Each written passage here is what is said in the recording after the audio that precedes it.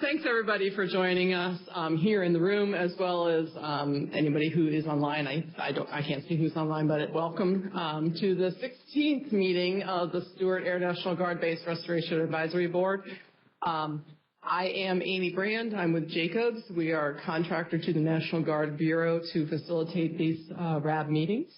So I welcome you, and especially we had a great turnout at the open house poster board session beforehand. And if you've never come to a RAB meeting before, especially welcome to your first one. And hopefully there will be a second one in the future. Next slide, please. I'm going to walk through the agenda. If you don't have a handout, they are available on the table, so you can help yourself to a handout. We're going to just do a brief welcome and talk through some of the hybrid meeting logistics. So this meeting is available for people to dial in to as well from other places. And we'll do some brief introductions. We'll have a welcome by the co-chairs. Colonel Farrelly is here. Mr. Ed Lawson sends his regrets. He is not able to attend. He's traveling out of town for work. And I think Jennifer, is it correct that you're filling in as co-chair? Okay. So Jennifer Rollison will be filling in as co-chair, as the community co-chair tonight. We'll go through some RAB business. This is sort of a standing agenda. We'll go through RAB business, followed by an update on environmental projects at Stewart, and we'll go through a timeline review, talk about the status of the PFAS and PFOA investigation, and have a presentation on the interim stormwater treatment system, followed by public questions. So this is something I want to make very clear if folks have never been to a RAB meeting before. The structure of all of our RAB meetings is we have presentations, and then members of the Restoration Advisory Board who are sitting here at the table have an opportunity to ask questions. I don't know if we have any RAB members online. RAB members can also be unmuted and ask questions after each presentation. If you're here from the public, we ask people to hold their questions to the end of the meeting. If you're here from the public online, I will go through how to submit questions, but all the public questions are asked at the end of the meeting. We've got about 15 minutes for that, and so if we roll through our agenda more quickly, we'll have more time at the end for public questions. But I am, given the time of the open house poster board session and then this meeting, I would like to get all of us out of here on time around 9. Next slide, please. So I'm going to just go through the hybrid meeting logistics. I'm going to go through this kind of quickly, but next slide.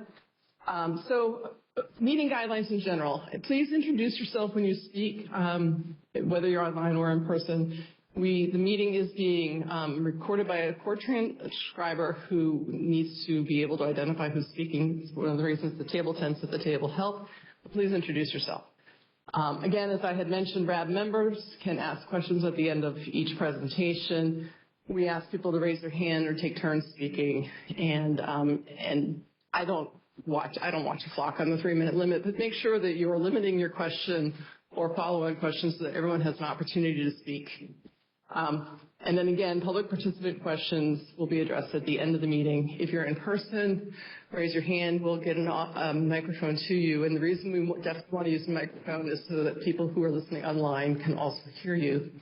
And online, I'm going to show you how, but to submit questions through the Q&A function of the WebEx system. If there are any questions that can't be, if there are any questions that can't be answered before the meeting ends, we can take those down in writing and get back to you in writing. So just wanted to let you know. Next slide. So WebEx basics. So I'm looking at you in the room, but this is really for the people online. We ask people to keep their videos off to save bandwidth. You can open the participants list to see who is available online. And if you're a RAB member, you can scroll over your name to the little hand to raise your hand to be called on to speak at the end of each presentation. And I have a colleague online who will be helping us see if there are hands raised to ask questions. Again, the hand raised to be unmuted to ask questions is for RAB members. If you are a public participant, we ask you to type a question into the Q&A panel, which is shown, circled in yellow there, And please click all co-hosts, and then a couple of my colleagues who are online will be able to see your question and read it out to us. And again, we'll address those at the end of the meeting. Next slide. If you're on WebEx, there is a way, we have a number of maps in the presentation, and there's a way to scroll in on your computer so you can see them a little bit better. There is a plus and minus and percentage at the top of the screen. So just if you want to zoom in on the map, that's how you do that. Next slide. If you're on the phone, hopefully you've been able to get a copy of the slides by email if you're not able to see them online. If you're on the phone, you dial *3 to raise your hand. Again, this is raising your hand to speak. It is typically for RAB members. There is no way for public participants who are on the phone to submit questions in writing, so we just ask if you're on the phone and you are not a RAB member, just hold your questions to the end of the meeting during the public questions time. Next slide. So in terms of introductions, this slide, I'm not going to read through all the names here, but the RAB consists of community members of the RAB who are at-large members. There are community group representatives, so each of these organizations have a representative that serves on the RAB, and then there are government representatives who also serve on the RAB committee. Next slide. And I want to introduce the Air National Guard team as well. We have representatives here from the National Guard Bureau. You'll hear particularly from Bill Meyer from the Restoration Program Manager for the National Guard Bureau. He'll be doing part of our presentation. We have representatives from Stewart Air National Guard Base, including Colonel Farrelly, the commander. Mike Ottinger is the environmental manager, Sergeant Dan Hodder from Public Affairs is not able to be here tonight, but he is also a point of contact for people who have questions about the base. We have representatives from the U.S. Army Corps of Engineers who are particularly involved in the interim stormwater treatment system. We have representatives from Justin from the Department of Environmental Conservation for the state, and Kristen Kulo from the New York State Department of Health. We also have other members here tonight. Hopefully you've had a chance to speak with them, also representing the various regulatory agencies. And then contractors, you'll hear from Doug Close from Bristol, Walter Howard. Bristol's working on the interim stormwater treatment system. Many of you already know that. Walt Howard is the project manager from AECOM, who is working on the remedial investigation for PFAS and PFOA. And I am the RAB facilitator from Jacobs. And with that, I'll give it to Colonel Farrelly. You want to stand here or hold it? Sure. Use the microphone so that we can get the benefit for all of our members and our guests that are joining us online. First of all, I just want to thank everyone for being here. This is great to see a turnout like this. This is the poster board session and this RAB meeting are something that we've been working on for quite a while to try to put something together really strong for the community in fitting with the ideal of transparency that we've been pushing since the PFAS and PFOA issue first became a reality for Stewart Air National Guard Base. So it's great to see this opportunity to have members of the community here to see what we've been doing, see the efforts that we've been taking, and all the collaboration that we've had between the base, between our community, between the different regulatory agencies. So we've been doing some great work together, and it's nice to be able to kind of show that off and educate the community more to see not only what we're doing, but why we're doing it, and that we're working in this partnership as fellow members of the community, having always coming from this area. With all of our members living in the area here, we have a very vested interest in getting this to as complete and successful of a conclusion as we possibly can. So we're working diligently in exactly those efforts. I'm sorry to see that Mr. Lawson couldn't join us today, but I know that Jennifer will be taking care of it, and we're in her very capable hands here today for the co-chair aspect of it. And I'll let her jump up here and introduce herself and speak a little bit in just a second as well. But I do want to thank all the RAB members for the collaborative efforts that we've been able to take to tackle this very difficult project over the past, 4 years now at this point now, or more than that. So, little by little, we're chipping away at this to make sure that we're doing as best as we can for everyone. All right? Thank you. Jennifer? You can speak from where you are. It's fine. Okay, great. So, yes, good evening. I just want to extend that thank you to everyone who's joining us today. It is really great to see people coming in. I know that people didn't stay from the poster boarding to now, with, family life and everything and responsibilities. But I really want to commend everyone, SANG and all the other departments, DEC, every department of health, everyone coming out to make sure that our community is completely up to date and aware of what's going on. And I love the transparency, but also to just keep educating and making sure we're all on the same page here. We know that it's a marathon. We know it's not going to happen overnight, but it's great to see our community represented and to let you know that this is a serious matter and that we're not complacent in it. So thank you, everyone, and I guess you can enjoy the rest of the night. Thanks, Jennifer. Next slide. So I'm going to go through some RAB business. We always have some things we have to discuss, as we do tonight too. Next slide. So just a reminder, just on RAB-related emails, there's actually a new email address up here. Dan Hodder gave me a broader public affairs email address that is monitored by more than one person. So you could still use his old email, but this one is monitored by more, so you can send an email to him as well as to me. The TAP grant, this is Technical Assistance for Public Participation. I don't know if there's any update on that or anything more on that. Just for folks to be aware, the Restoration Advisory Board is eligible to apply for a grant to hire an outside consultant to help understand some of the technical issues, maybe to review documents. We've had a couple presentations on this. It is up to the RAB whether to apply, but I know Bill has basically secured funding should the RAB want to pursue a TAP grant in the coming year. So I just wanted to touch on that. On the 17K project update, I think, Justin, you have a little update for us. Or sorry, not Justin. I'm looking at you. Go ahead, Mike. I'm looking at Mike and saying Justin for those of you online. Sorry, Mike. This is Mike Opter. We are working with DOT. They're currently in the process of doing a lot of different surveys. They're on base, usually at least every week it's been for the last 3 weeks. They're just working on doing some coastal resource surveys. They're doing a lot of wetland mapping and GPS coordinating for their survey work.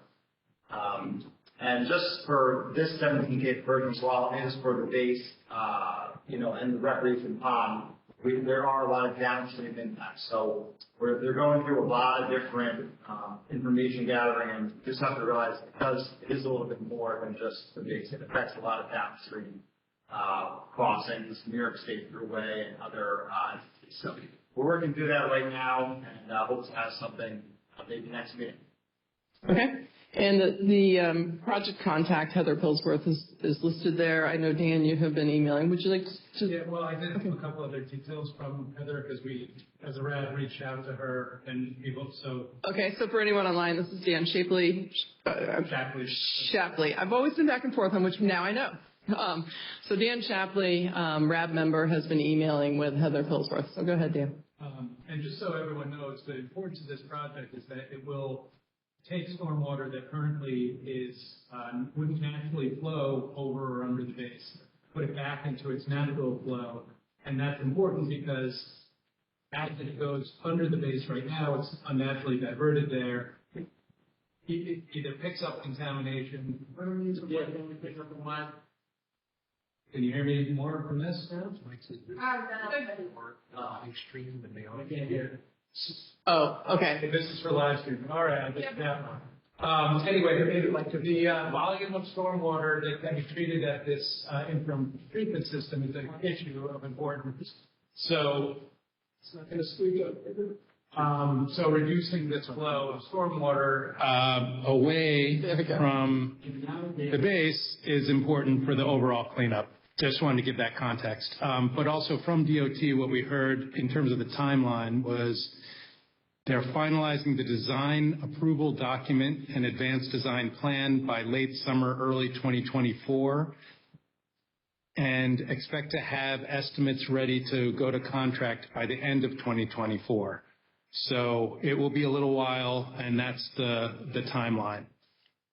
And we did invite them to come and present directly to the RAB, and they are considering it. Okay. And our understanding, I know on the Guard Bureau side as well, I'll call you in just a second. I know that they have their own public participation process, and they will be going out. There will be a public participation process, but it may not be here in the RAB meetings because the issues are bigger than here. Whether they come to present here, I don't know, but they will be having a public participation process. Chuck. Okay,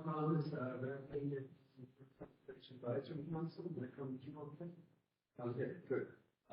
So the question is, if they addressed at all the possibility of coming back to Washington Lake, that 20% of the water that's being diverted out of the base, going down 17K, I think water, about 20% of the water going into the base now is being diverted out from the 17K juncture.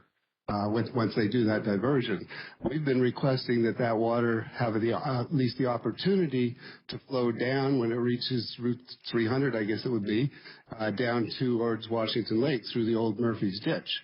I haven't heard anything back on that. I think at the very least we'd want to see a diversion gate placed at the intersection of 300 and 17K so that the water could be diverted to Washington Lake. I just haven't heard any answers on that. I know Murphy's Ditch was a consideration. They had made it very clear that they wanted to know about the stability of Murphy's Ditch and the banks. And I don't know why they couldn't just run a big old pipe down the middle of Murphy's Ditch and divert the water right directly into Washington Lake. So I'd like some follow-up from them on that. Thank you. Those comments along to them. This is outside this kind of certainly there's no one here that can answer those questions directly, and those are questions we'll have to pass along to DOT. They may be listening in, and I haven't seen the list. Next slide, please. So this is just a reminder of our schedule for upcoming meetings. They are held on a regular schedule. If this is not on your calendar, put them on your calendar now. These are the dates for our next 4 meetings. Next slide, please. So in terms of RAB elections, so according to the RAB operating procedures, the RAB holds elections every fall. Two types of elections. One is to fill community member seats that will be vacated at the end of the year, and the other is to elect the community co-chair. So that is annual. In terms of community RAB member seats, I have sent out several emails and not heard from anybody that they were intending to step down. However, several members have not been attending on a regular basis. 3 people in particular, I'm not going to call them out, but 3 people in particular have not attended in over a year.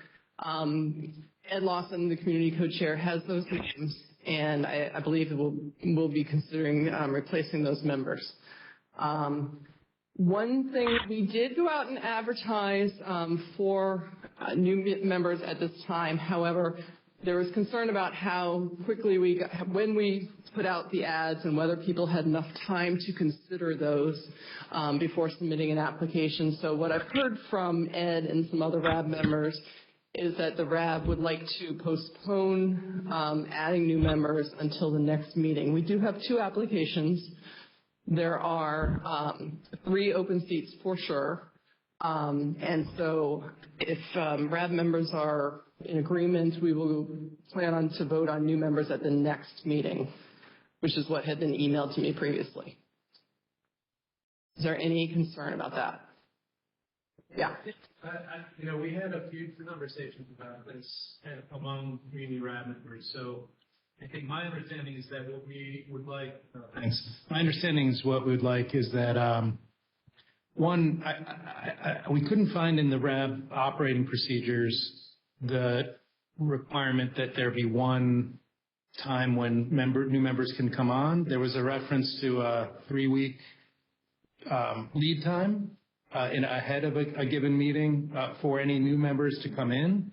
So if we're missing that reference, we need to see it. But if not, what we'd like to see is the application continue to be available on a rolling basis so that as we can recruit new members, we can pull them in. So not necessarily waiting for one meeting next time, but just to keep it rolling. I'd have to go back to look at the operating procedures, and I think that it was fall elections, but if the RAB wants to, to do that, that's fine.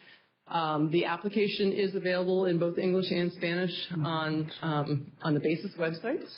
So that is available out there as a fillable PDF that can be submitted. Also, Mark Sanchez Potter did formally step down, so there's that seat that's open. He's one of the three. I was not aware that he had formally stepped down. He did quite a while ago send an email, and it was formally submitted. Okay. And he is one of the three that I'm talking about. Okay, so that's an official open seat. Right. And then from your graph, we have 2 additional seats that are available. Is that correct? On what? I'm sorry? For your intro of RAB members. Is that correct? Oh, just because there's 2 spots here? No. So there's a total of 15 seats available to community representatives and community group representatives. And when you go through that, there are 3 that are available. I can go into this with more detail with Ed Lawson because you get into how many community groups there can be and how many are considered local or not local, and then how many at-large members there can be, and there's a limit on the total of those. Correct, but I believe we could go to 7 for community groups, correct? And right now we have 5. You can go to 7, but you still are limited to the total number. So in terms of community groups, I have to be honest, I facilitate a lot of RABs, and this is the first one I've ever seen that has community groups that have standing seats. So I just want you to know that that's a little unusual. We requested it though, so. It's fine. You all set it up before I came here, and that's fine. The way it works is the community groups who are represented can nominate their own representative, and then if that person needs to step down, they just put in another person. So that doesn't go out to vote at all. It's the community members that go out to vote. In terms of community group representatives, if you want to add community groups, I urge you to be very cautious about representation, because where do you start and where do you stop in terms of this is a diverse community, in terms of who is represented as a community group. And so anybody who has applied, I know you have a couple applications and they do maybe are community group representatives, but you'll have to decide whether to bring them on as general community members or community group representatives. Yes, we're fully aware. Yes. All right. So you do have your 2 submissions so far. That's right. Okay. And you're looking to wait until the next meeting versus to vote on them. Which is what I had been told you wanted to do. I was told that my emails, my understanding was that you felt that you weren't ready to vote on new members, that there hadn't been enough time to accept applications. Like I said, I think the rolling nature is what we're looking for. Okay. So that we're not limited to this moment, but that there's just acknowledging what's in the proceedings, that there's an opportunity at each meeting. Okay. If new members are. If there are open seats. Right. So there are open seats right now, but I misunderstood doing any voting tonight, and so we didn't go through the process of forwarding those applications to the Guard Bureau and putting that on the agenda for tonight to vote on them. Chuck, you had a comment? We've also had one other email resignation that went around from Robert Browning, and that was a good month ago or so, that he had said he was resigning as a community representative. I know Laura Garcia said she would be here tonight, she'd just be late, so she will be here. But Robert Browning is another open seat. That's another open seat, okay. Yeah, and my understanding was that we were hoping that we could put on the 2 new community groups tonight and also make appointments. That's what we were hoping. I know we're supposed to have 3. Okay, there was a miscommunication on that, and I have not forwarded those applications to the base representatives. Not that, they don't really necessarily have a nay vote, but in terms of the process, is there any problem with not voting on them tonight? They're both here. we'd like to get their involvement. Yeah. Would we be able to, or does it have to go through? Do you have any objection? My only concern is without the public getting an opportunity to consider this and know that this was coming, if there were other people that may have been considering doing this, knowing that there was going to be an opportunity for a formal vote next time, it may be excluding other people that may be trying to throw their hat in the ring. And I'd like to make sure that we are opening this up so that we're not being exclusionary with anyone in our community. So, again, I know that you were hoping to have the vote here today. This is the first that I'm understanding that this was the intent for tonight as well. Is there a large heartache with the idea of tabling this until the next meeting, just so that we have that opportunity for the community to get full involvement, so that we're not missing out on potential candidates?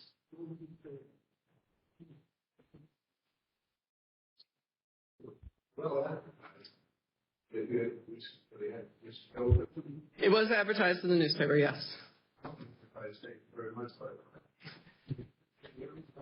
Funny you say that. Others told me it was not well advertised. But thank you, Jack. I appreciate that. So I think we've gotten the applications that we get. I'd like to see the people on it getting engaged now. Also, given if we are embracing the rolling aspect, then we would be seeing more. Okay. But this is the first that the community is hearing of the intent of doing the rolling. So again, are we catching people a little bit off guard? And that's something I want to avoid, just to make sure that we have full participation by everyone, that we're not excluding anyone, from formally joining the RAB. It was advertised with a deadline, just so, I mean, and the two applicants we have got their applications in before the deadline. And we do have measures where people are after 3 times, they could be removed as well. That's right. You yourself have stated in the last 2 meetings. That's right. Inaction. Mm-hmm. So, when you say the public is speaking. What I'm hearing is that we want to go ahead and vote on those 2 applicants. If there was a deadline that was presented, that was advertised, that was made known to the public, then I have no problem with that. Okay. So I apologize to the 2 applicants. I've received your emails, but I don't have your names in front of me, so I'm very sorry about that. But I think we can go ahead and vote on that. Do you have names, or you can stand up and speak for yourself if they are here? May I introduce Kyle Conway from NAACP?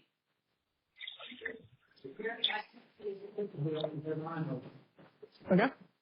Kyle, and then is Jay here as well? And we have Jay Beaumont from the Movement Creek.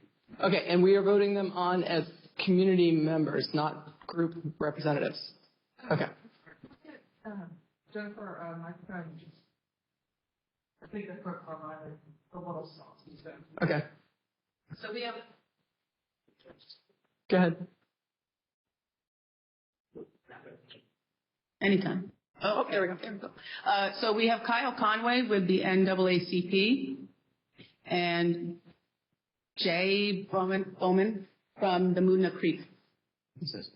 Can they introduce themselves? Or is that, I don't know what you. I don't want to take time we're running late. And so I appreciate your being here and your applying, and that's great. I don't know that we need time to discuss, why you're interested in those kinds of things. If the RAB members have reviewed their applications and would like to go ahead and vote on them, I'm fine with that. Yes, and I would like to stress that as far as the community RAB and the RAB groups or community reps, we have had this discussion at length, and to your concerns in regards to will these new members be representing our community, we fully embrace and believe that is a reflection, that they will add to it. So thank you. So no concerns there. Okay. So with that, then, if community RAB members, hopefully you're fine with an open vote. If community members of the RAB would raise their hands if they vote to approve these 2 new members. And I see 1, 2, 3, 4, 5 community RAB members who are all the ones that I see in the room. So welcome to the RAB. I'll add you to our email list, and we look forward to your participation in the future.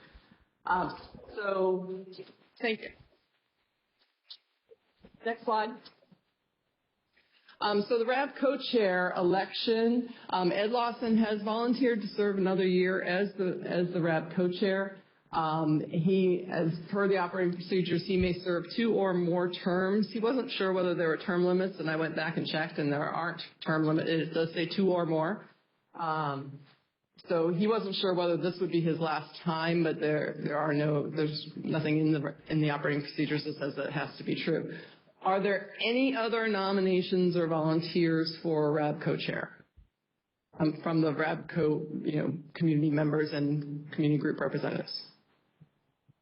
Okay, so Ed, I know, is sorry that he can't be here. He would normally be here, but he's out of town for work. Would community members raise their hand if they would like to vote for Ed to continue as the co-chair? And I see, again, 5 hands. So Ed will continue as co-chair for the next year. We'll let him know. Thank you very much. Moving on. With the RAB members, do we have the community members? Do they get to? Oh, you want them to vote? Yeah, I mean, they're now members, right? They don't even know Ed yet. Maybe. they vote. Good point. And yes, they both also raise their hands. So go ahead. Do we know if there are any other RAB members online at this time?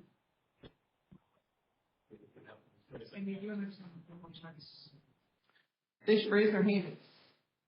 Any RAB community members online should raise their hand at this point. John Clark.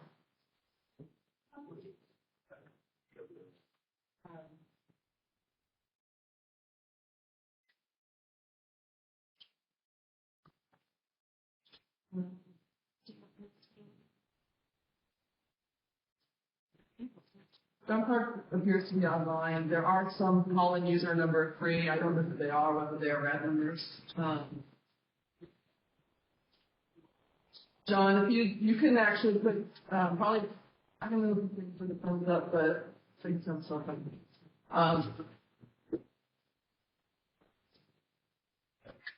Okay, we've asked him to unmute, and he has not yet. But that is the RAB member I'm aware of that's online.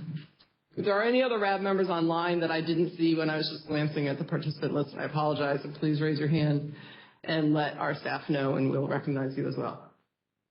We'll move on.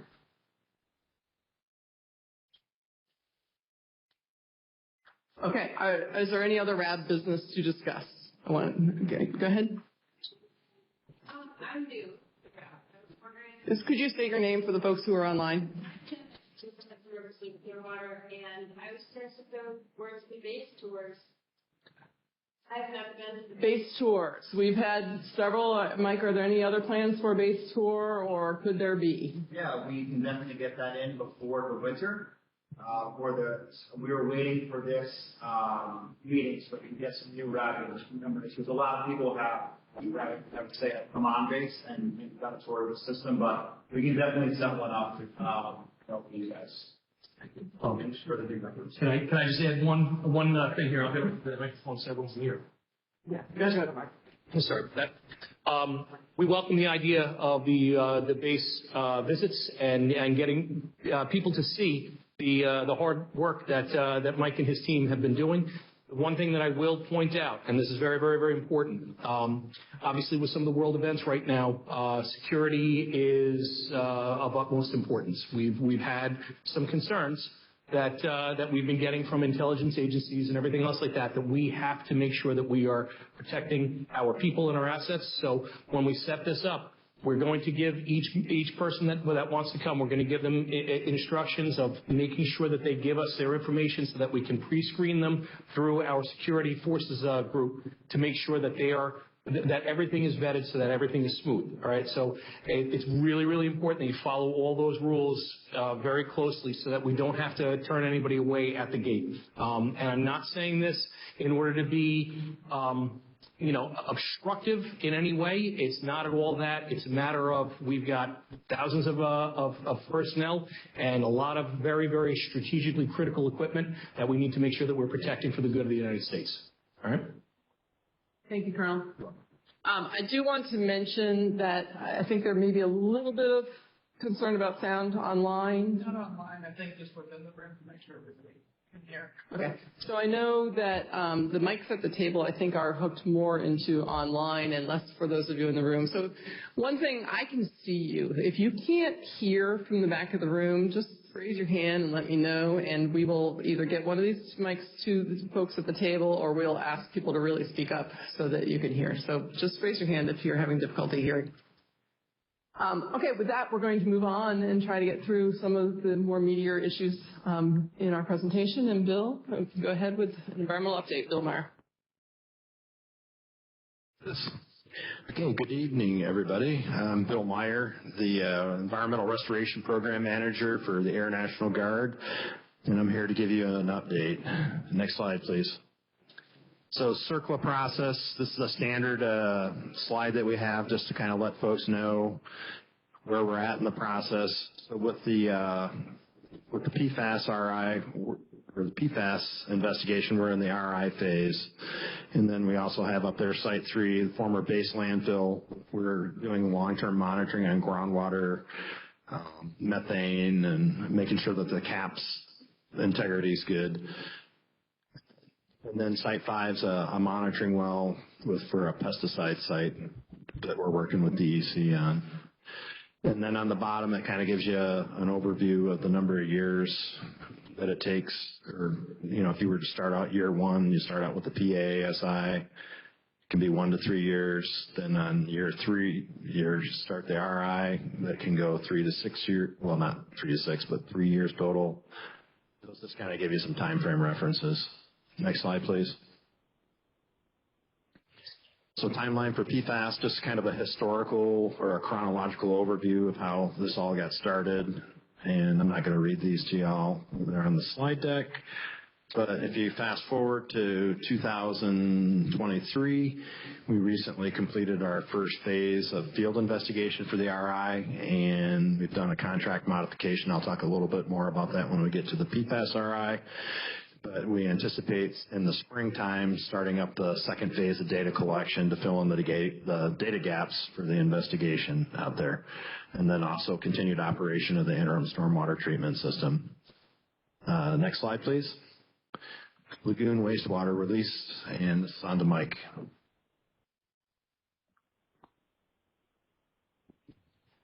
Just to be, like Colonel Fairley said, to be transparent, we just want to let the RAB know of any releases that we've had.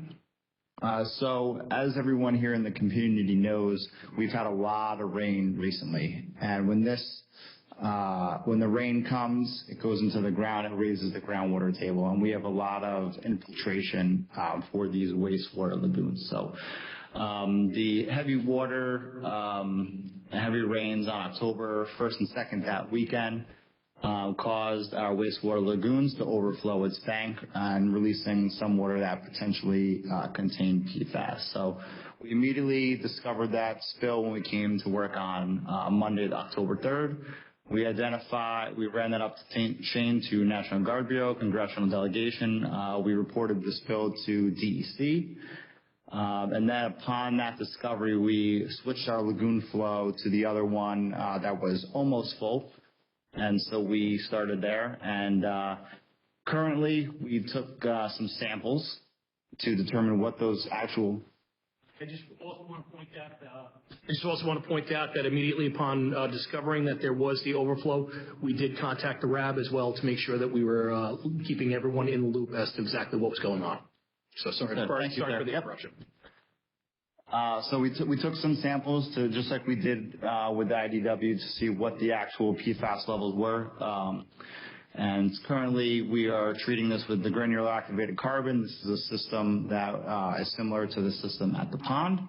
And as we were authorized by the town of New Windsor, so that's where that lagoon eventually goes out to. So that remediation, that site will be consulted with DEC to determine what remediation we'll have to do at that site. It was already, as you can see probably from some of the other slides earlier, heavily contaminated. So we'll check that out, but we just wanted to be transparent with the RAB. Okay, next slide. Any questions? Yeah. Okay. So at this point, we'll open it up to RAB members. Just again, as a reminder, I'm going to remind you a lot. And the structure of our meeting is that public questions are held to the end of the meeting. So, Dan, I believe you had a question. Yeah, thanks. Just on the lagoons,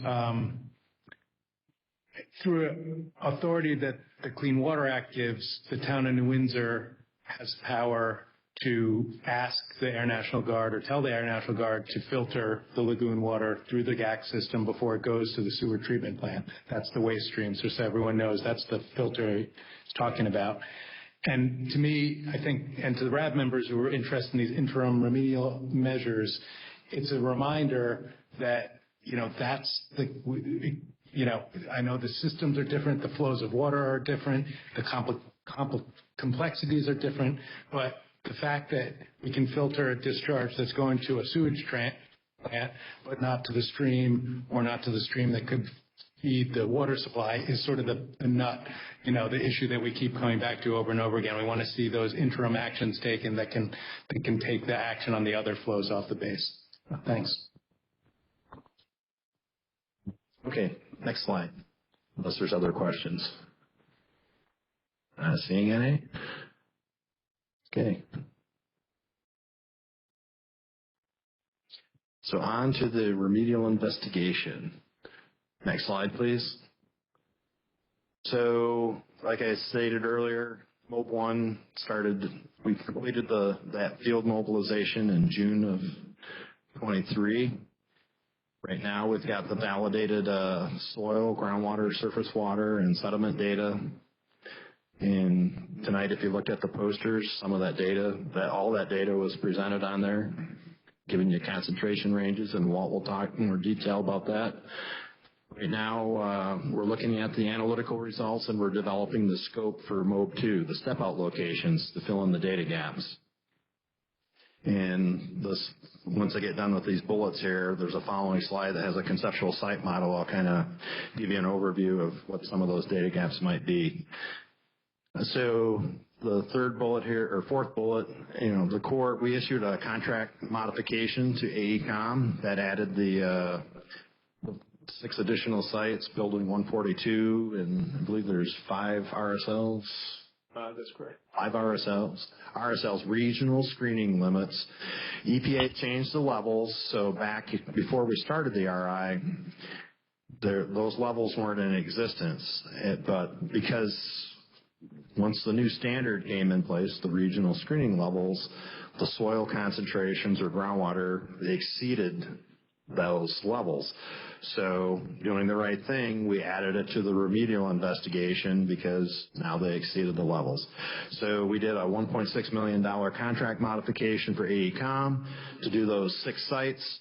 And those 6 sites are going to start off from scratch because, we didn't consider them during the first part. So they're lagging behind the first MOB, but eventually that data will catch up and it will help fill in information for us.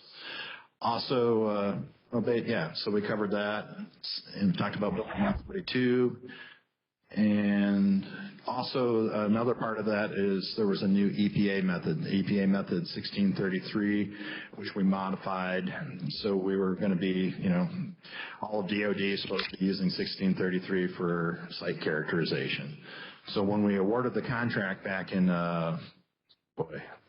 September of 21, 2 years ago, we were using the older method. So DOD and EPA came up with, they agreed that they were going to use 1633. So that's what resulted in that $1.6 million contract modification to get us kind of up to speed.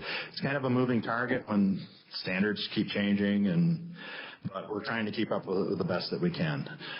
So the next slide, please. I think this is the conceptual, a couple other bullets. So AECOM, because of that contract mod now, we're updating the Unified Federal Policy Quality Assurance Project Plan. It's basically the work plan that's going to outline where we're going to sample, the data quality objectives for the next mobilization, and it'll cover those new sites as well. So with that, we're going to do that. Once we get that out and it's draft final, We'll send it out to the RAB. We're going to send it out to the DEC, the draft final, and then we're going to do another technical project planning session, a TPP, where we're going to sit down and talk about, okay, so from the first MOB, here's the data gaps that we had. For the new sites, we're starting off from scratch, but we're going to show you where we're going to sample and all that. We're going to have a discussion with the health department and DEC. And if we're all in agreement, we're going to update and respond to their comments, make it final, and then we're going to get out in the field, I'm hoping by the spring. Or earlier maybe, I don't know. But we're going to try to shoot to get it going. But we just got the contract awarded, so we're trying to move forward with that. Next slide. I think this is the conceptual site model. Yeah. So this is kind of like a 3D cross-section to kind of show you. I'm going to stand up just so I can point. And I know the people online can't see it, but maybe you might be able to help me out here. Yeah. So if you look at the top, you see the area where the AFFF use was. So when we have a release, that either runs off the concrete surface or it goes into soil. The soil is unsaturated. There's no groundwater or anything in it. But when the contamination gets into the soil and it rains, the rainwater infiltrates through that unsaturated soil, and that's what grabs the potential contaminants and takes them down to the water table. And so you can see the little blue triangle, that's where the water table is. So when we have a release, or like an underground storage tank, anytime, like a gas station has a release, it comes out and down. So you got that unsaturated zone, and then you have where the groundwater table is, and anything below the groundwater table, if there's a vertical component to it, that's actually a groundwater problem. So with the RI, we're trying to delineate how deep it went and how wide it went. So when you look at a PRL and you look at our work plan, and you look at and Walt's going to show you tonight where we did the initial soil sampling and the initial groundwater sampling and the initial sediment sampling and surface water. He's going to try to tell you how, here's the data that we found and here's where we think that we're kind of going. When we're working out those details. But it's important to know that. And then, for the base, stormwater pipe obviously is part of the transport mechanism that we're concerned about. So if a stormwater pipe is below the water table and it's cracked and fractured, there's contaminated PFAS water getting into the stormwater, which is probably being conveyed to the pond. So those are the things that we're trying to verify and validate at all the different release locations so we can have enough information to do the RI, but then also to support doing, if there's an opportunity to do an interim action, we need that level of detail, that kind of information, so I can, if I'm going to do like a soil removal action, I need to have a volume that I can present to program cost to actually support doing an interim action. Without that data, I can't justify a cost or come up with a cost to do X. So right now we're working on those, for the base. We're looking at stormwater pipes, as the RAB had mentioned earlier about. We're looking at maybe interim soil. We got to have the data though to support for me to program it to justify it.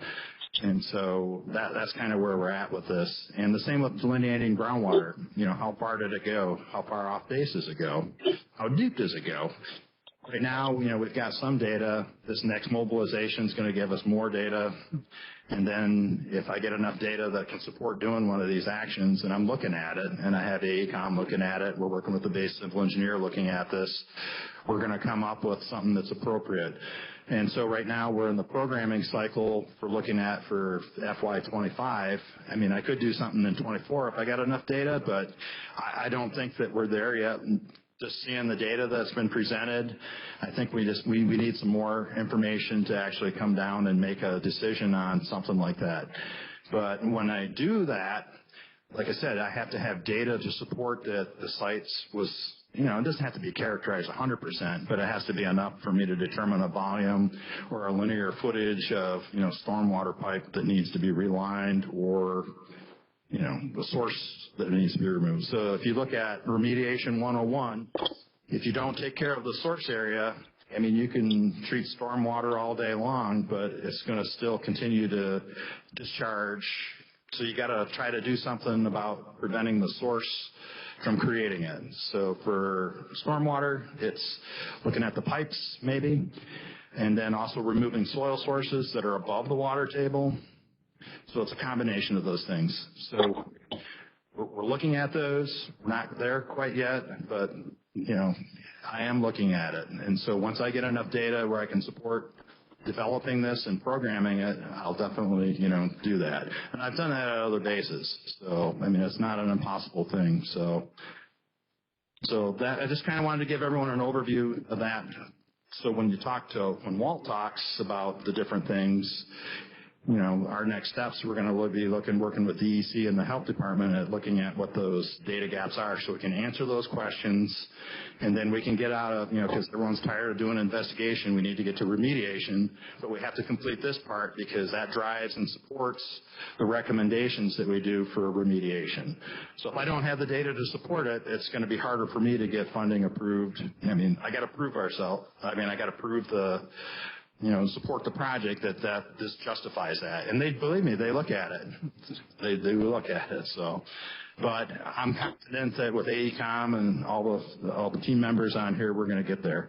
And it's not going to, you know, everyone thinks, a common theme that I hear is, why is it taking so long? Why is it taking so long? Well, some of these things take a while to collect the data and get the lab analysis and get the results back. And, you know, if it was instantaneous, I wouldn't have a job, but I would be glad for it to be instantaneous.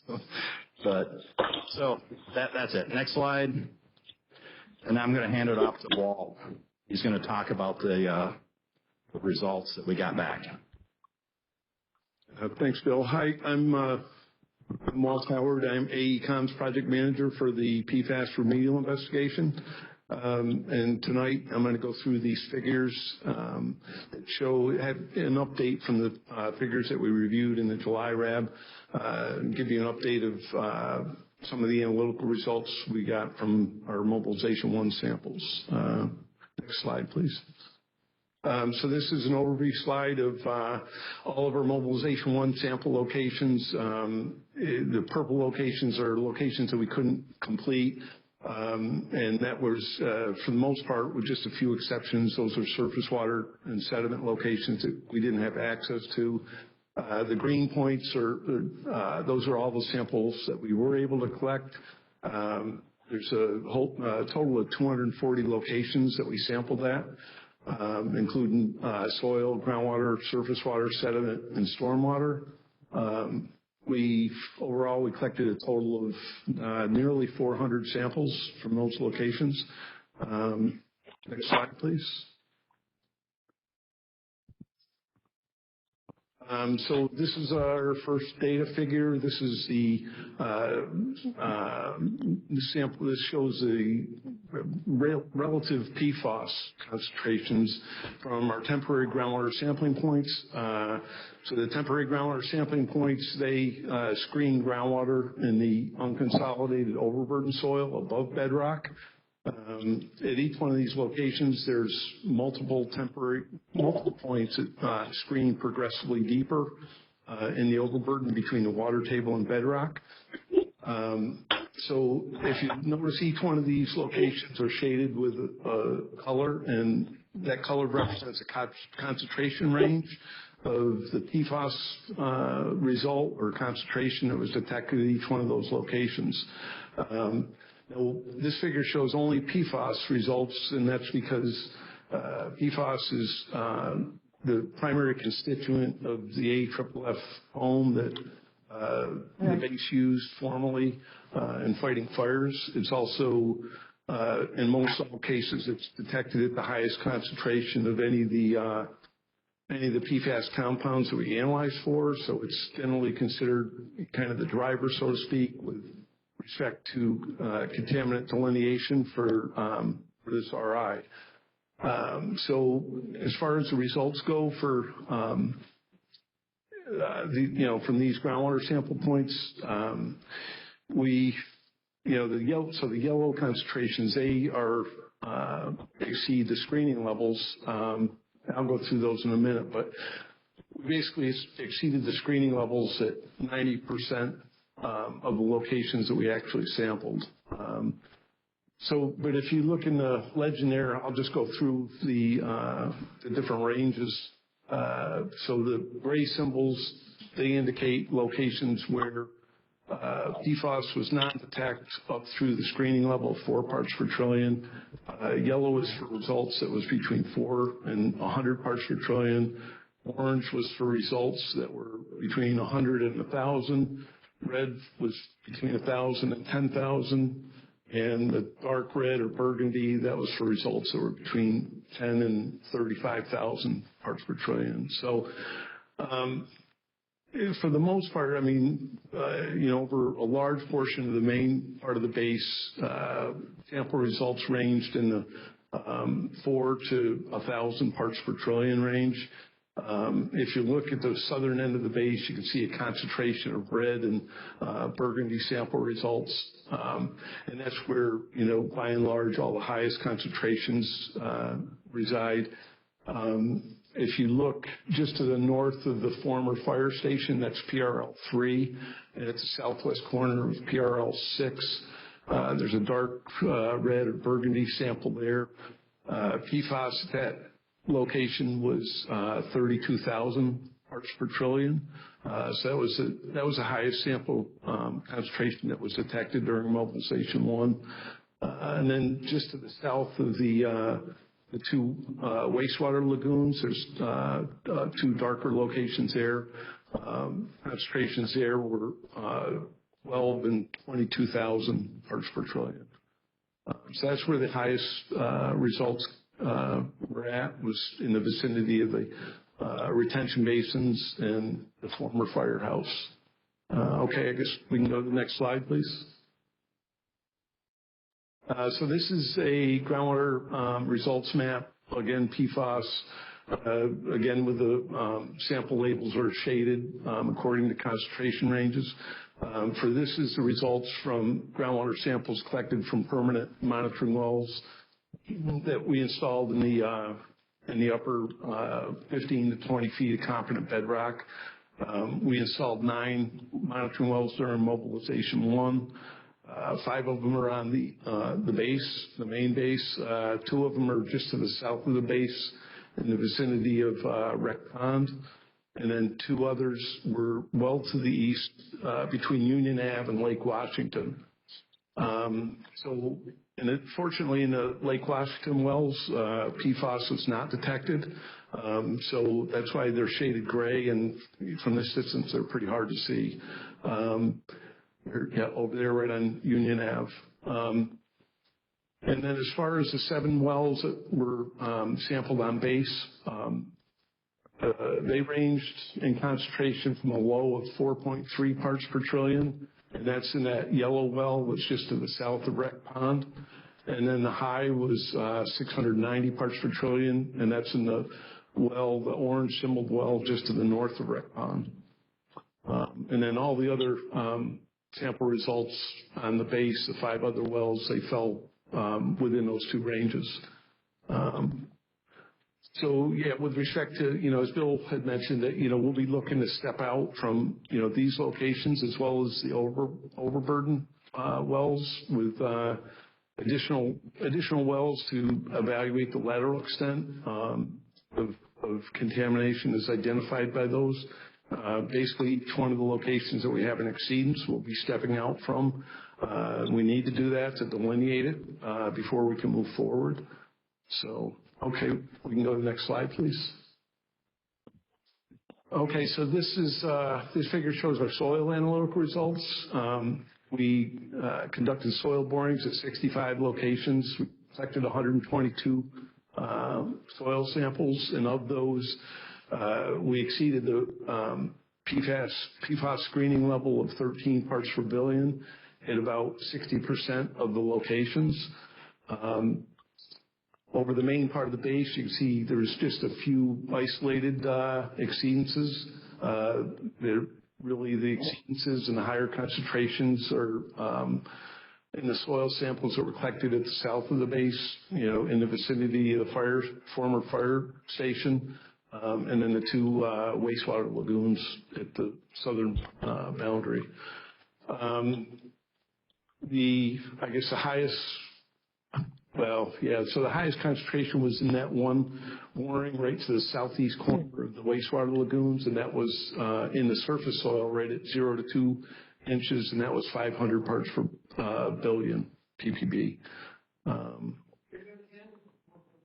Pardon me?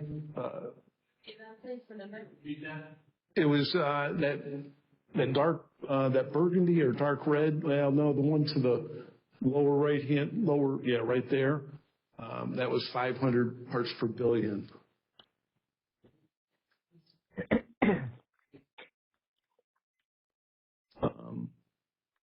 Okay, next slide, please. So this figure shows the relative PFAS concentrations in our stormwater samples that were collected, as well as provides an overview of the CCTV surveys and findings that have been completed to date.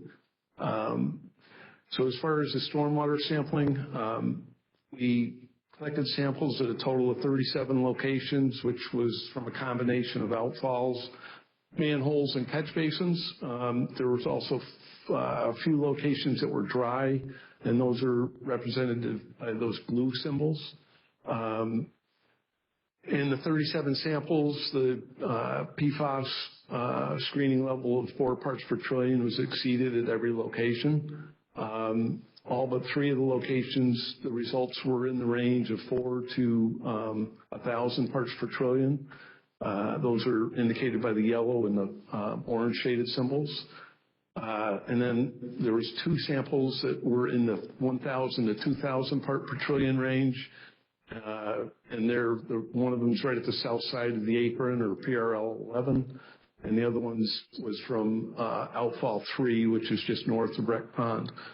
And then we had one sample that was 8,700 parts per trillion of PFAS, and that was at that dark red or burgundy symbol just to the east of the firehouse. That was in a manhole.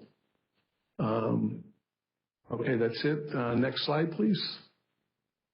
All right, so this is our surface water summary of the PFAS concentrations in the surface water samples. Again, those purple locations are the ones that we could not collect. So I'll just jump to the locations of the highest concentrations. They were detected in a small wetland area that's between the 2 wastewater lagoons in Wreck Pond, and they're shown in that inset map down to the lower right-hand corner. The red and the burgundy PFAS concentrations there were 4,900 and 6,900 parts per trillion. Well, if I may, I just Sure. want to make sure that folks in the room are understanding, and also folks looking at this online. This is an inset map, and you can follow the arrow of this area right up here. So I just want to make sure everybody is clear on what they're seeing, especially if you're sitting somewhere away from the map. Thank you. Okay, I appreciate it. Also in the inset map, you can see Wreck Pond and the orange symbols that are there. We collected a total of 11 samples, surface water samples, and the PFAS concentration in all those samples range between about 400 and 600 parts per trillion. And then PFAS concentrations generally decreased with distance downstream along Silver Stream. And then from there, I'd like to go up to the east side of the main part of the base. There's a small wetland there just between a thruway and the closed landfill. We had 2 samples there that had PFAS concentrations of 150 and 170 parts per trillion. And then downstream from that, PFAS concentrations decreased with distance along Patton Brook. And then in Lake Washington, we sampled surface water there. Concentrations in all those samples were just slightly above the screening level. They range between 5 and 27 parts per trillion. And then we did some upgradient sampling. We had 4 samples to the north of the base and north of the airport.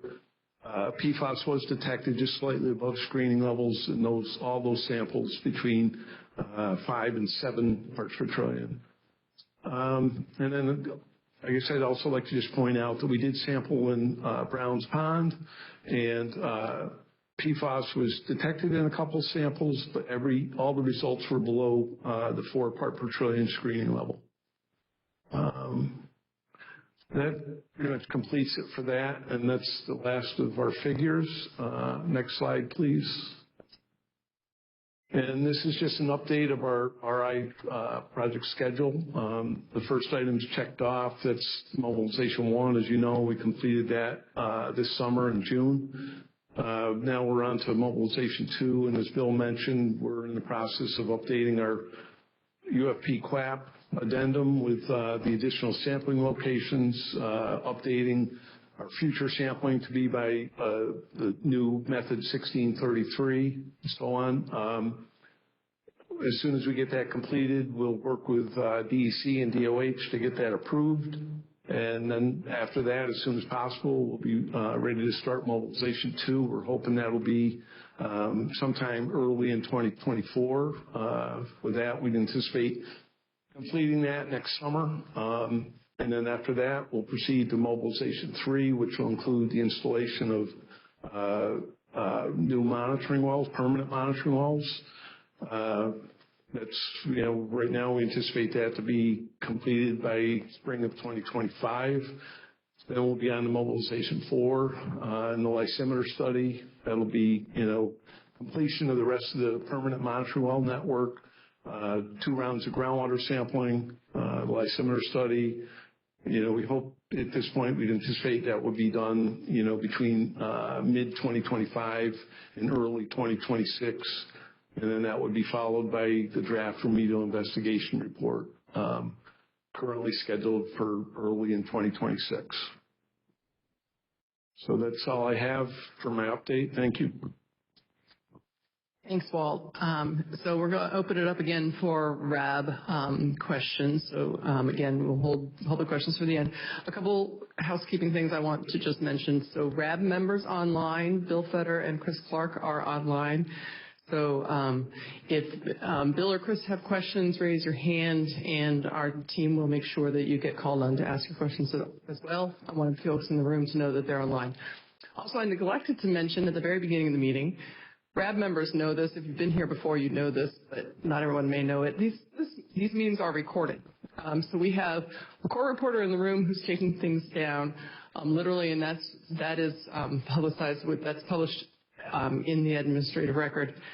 But also we put a recording of these presentations are put on YouTube as well by Public Affairs. So I forgot to tell you being recorded. I'm sorry. So with that, we'll open it up to RAB members.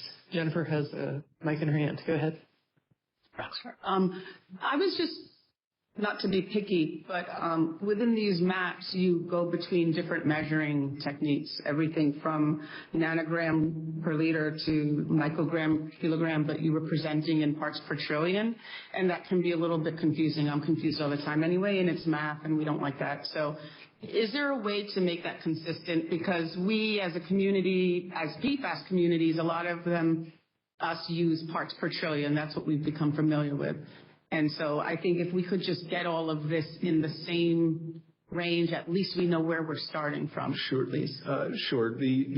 All of them are in parts per trillion except for the soil. The soil is in micrograms per kilogram or parts per billion. The reason that is just because that's the way the screening levels are written. But we certainly, I think, would have no trouble converting those in the future to parts per trillion. Sure. Just so, because, as Amy said, everything will be archived, and it really gets hard to go back and forth between, and then listening, and you're saying parts per, I'm a mess usually. Understood. Yeah, we should, certainly. Thank you. Anything? Also, if you could speak your name before you speak, I mentioned that too, but that helps the folks who are listening online as well. So it's Dan Shapley from Riverkeeper. Could you go back to the stormwater sampling slide for a sec?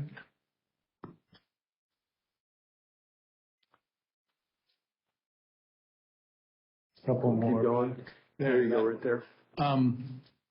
So going back, I think to Bill, what you were saying about, pipes and shoring up pipes. I remember I appreciate the poster session being able to see that the highlighted pipes there, the thick ones, are the ones where you've seen there might be cracks or, Around the camera, the robot camera that went through and took the pictures. Yeah. So now we know where it's at. But the question is, we need to figure out elevation. Is it below the water? This is Bill Meyer. Sorry, I forgot to follow the rules. But so we're trying to figure out right now the elevations. So, if they're below the water table, then, and we got the camera footage, we know that they're broke, then that's something that we should address. But if they're above it, it's not, yeah, we should fix it, but I think the priorities for the ones that are causing, where the PFAS groundwater contamination, whether it's PFOS or a combination of multiple compounds, are infiltrating in, they're the ones that are causing the stormwater defects that we're seeing. Right. So that would be the focus. But right now, we don't know. We got to look at the elevations. That's one of the things. I got to identify how many of those are below the water table, get a number. How many linear feet are we looking at? Is it 1,000? Is it 200? We got the stuff, but it's a lot of data to look at.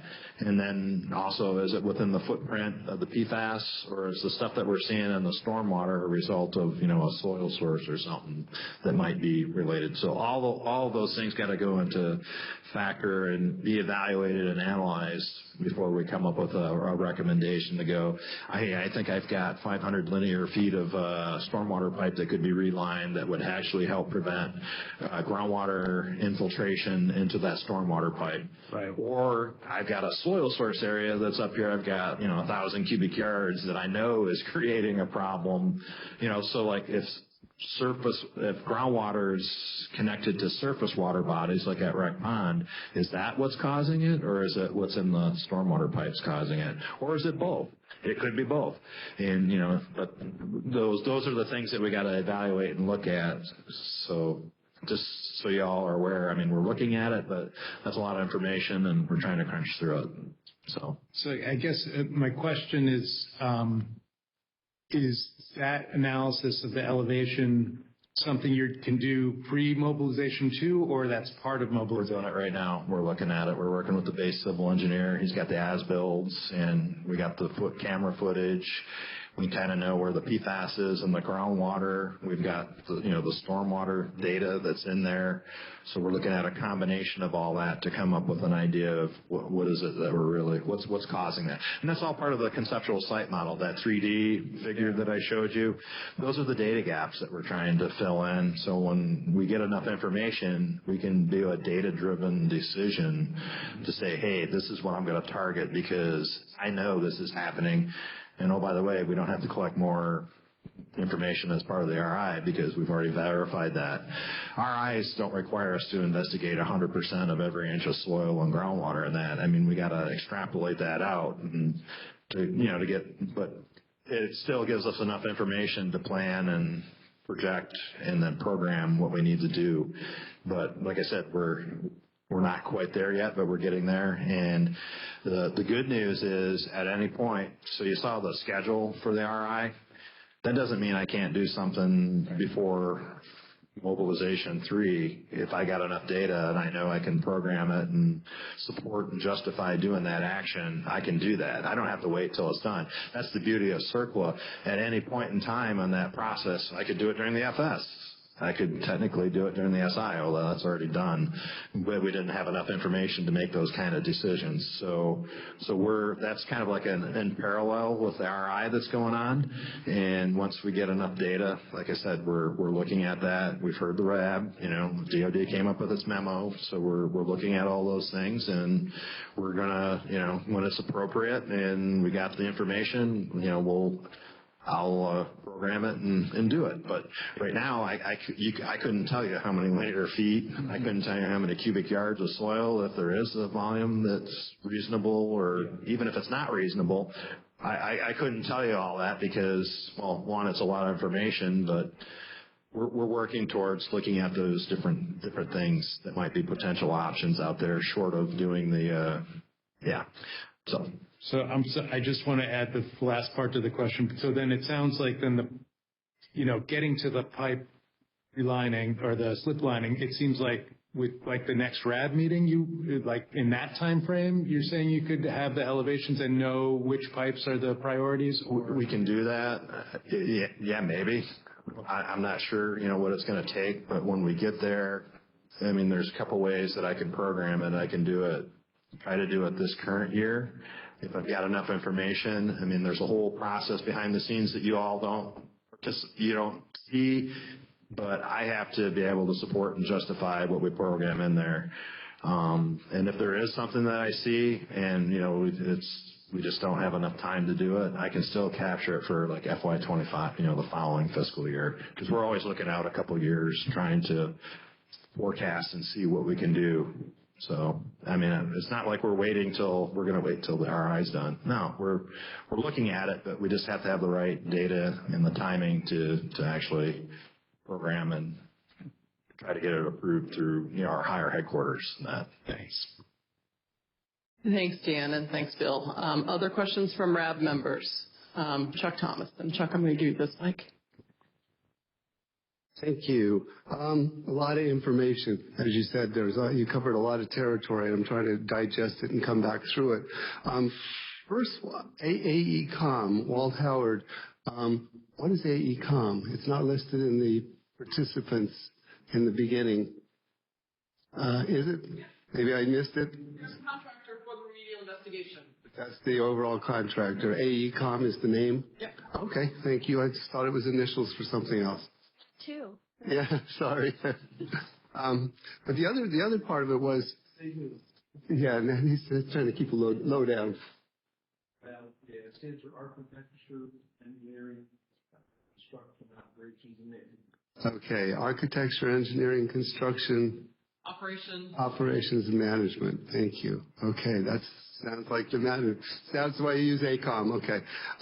So the other thing we talked briefly about discharge out of the lagoon being treated with a GAC filter before it's sent to New Windsor's treatment plant because of the Clean Water Act. But if filtration can be provided to the town's requirement, why aren't we committing to the interim remedial action to reduce the PFAS discharges from Rec Pond when we have an overflow, which is then running into Silver Stream and then running into the Mood and then into the Hudson River? Does that make sense, the question? I'll answer it. Got you covered. So this is Bill Meyer, Air National Guard, RPM. So what the base is doing with the lagoons, they're discharging to a sanitary sewer. They've got, because there's PFAS infiltration, the wastewater lagoons are for glycol, and they happen to have PFAS that's infiltrating into the stormwater.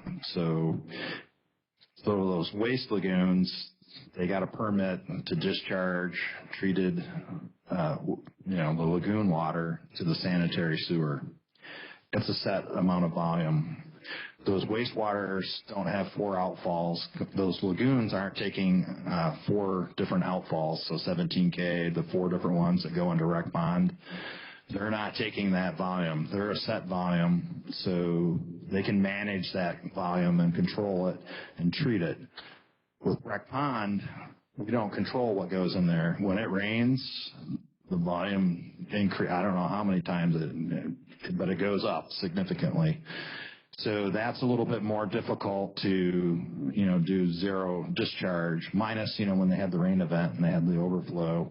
I mean, Mother Nature just basically inundated it, and then they were able to transfer it to one pond or the other lagoon and do the treatment. For the interim treatment system, the stormwater treatment system, there's 4 outfalls that go into that, and 17K is one of them. And when it rains and that, I mean, that interim stormwater treatment system was not designed to be a zero discharge system. It was designed to treat PFAS that was in it and try to reduce the levels in the pond as best as we could. But in order to prevent that, you'd have to dam up a wreck pond. And even if you dam that up with the volumes of water that's coming through, eventually it would overflow what you dammed up. So that's the difference between the two. That answers your question, probably. Sort of. And the follow-up question would be, why don't you have another retention basin after wreck pond? What's that? Why don't you have a secondary retention basin after wreck pond? I guess you could do that, but then you'd be I mean, how many secondary, tertiary? Don't know. Yeah. So what we're hoping is, with the 17K outfall, what they do the diversion, that if they reduce that by 40 or 50%, that'll be enough to do that. So you think 40 to 50% of the water from Route 17K diversion? I had understood, I think 20%. They figured was the estimate. Well, we won't know until they get done with their design. Okay. I think to me this really, Jen Benson, Hudson River Sloop Clearwater, maybe I'll get better at that, probably not.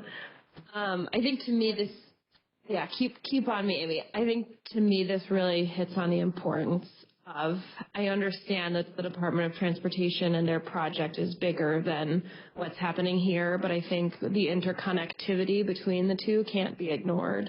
And I think that it would be very important and very valuable to have them come in and present in December. So if there's any way that, in addition to the invitation that was extended by community RAB members, if it was possible for the Air National Guard Base, Jacobs, any other enthusiastic entity, elected officials to reiterate that ask and to try to incorporate that into the presentation.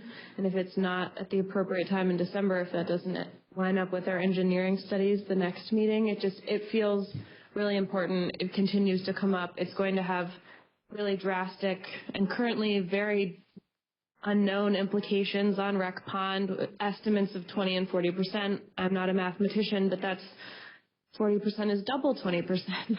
And so until we have an understanding of that, there's a big question mark. And also it's hard for community members to come out to redundant numbers of meetings. Like, people have limited capacity. I'm lucky enough to have a salary job where I get to come and participate in this. But for community members, it's really hard to come out for things. And I think there being food here, and I think everyone who's here, but I think from an accessibility standpoint, we should also think to prioritize bringing in as many additional parties who are peripheral and touching this process, who are doing related engineering work into this as possible. Okay. All right. Any other RAB questions? We are running about 15 minutes behind schedule. Jennifer, go ahead. Back to something you said earlier about arts activities. Can I just have everybody report it? You probably need to address or handle whatever it is that people who are online find out. I send it out to RAB members when it gets posted. I don't know it offhand. I'm good now. I won't have it until it's posted. I will get that from Public Affairs when they post it, and then I send that out to RAB members.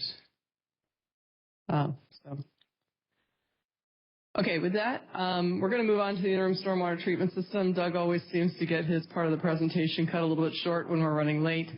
I want to just remind folks that at the end of the presentation on the interim stormwater treatment system, again, there's an opportunity for RAB members to ask questions. I want to encourage both the questions and our responses. I want to answer the questions. I absolutely want to make sure RAB members' questions are getting answered.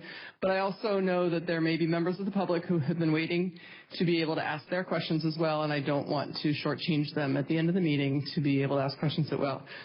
And I don't know if folks are available to go a little bit past 9 if we need to, but again, I want to make sure we get to the public questions. So with that, Doug. Good evening, everyone. Doug Close with Bristol Environmental. We'll be doing an update, the quarterly update on the interim stormwater treatment system. This is for the period of July 1 through September 30th. To date, since putting the system online in 2020, the system has treated 466 million gallons. This last quarter, our 24 million gallons treated was a little bit below average due for two things: our power outage that we'll talk about on base and at the system, and general rainfall really kind of straddled our ability to treat more water, if you can believe that. When the water's flowing so high, we calibrate what we put into the system because you've got so many thousands of gallons going over the weir. It just is not a benefit for anybody. So that's why we have a little bit lower average. The power was lost in July.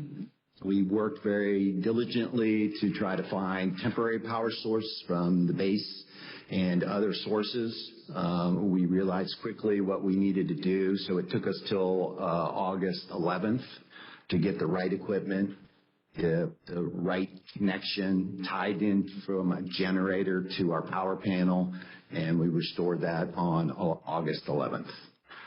This quarter, we continued to use the ultrasonic equipment, which is equipment that is being tested in the pond to reduce algae growth, and we'll talk more about that later in the update. Next slide, please. So our sampling results, again, we have the raw influent water that comes from the pond as is drawn from our pump and before it goes through any of our systems. Want to remind everybody of the scale on the left-hand side of the chart on both the influent and the effluent are different. So the average level over the 13-week period is 267 parts per trillion of PFOS and PFOA.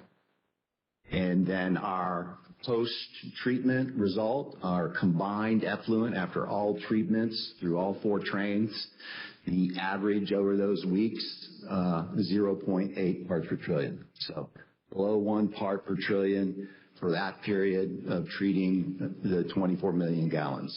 And we'll talk about the effects of the resin and those good results. Next slide, please. Rec pond. Everybody knows that this is linked to, the question of efficiency of the system. But as everybody in the neighborhood and the community, it was a wet fall, maybe every 5 days, another rain event. That first event early in July, right before, and probably a big culprit of the system and those associated storms with our power outage. And then we had our gap, and then you can see B through G, just the high frequency of rain coming in, just overtaking our ability to draw the water down. We had one short period there for a couple weeks in early September with the generator operating the system that we were successful, but a lot of rain, a lot of frequency. Next slide.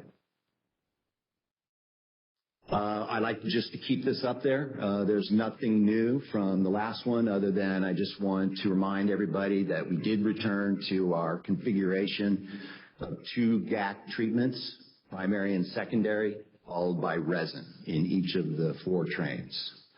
The last couple quarterly reports, we've been updating you about using an all GAC system. And in this one, we were fully returned to the system we're more comfortable with and more effective with. Next slide, please.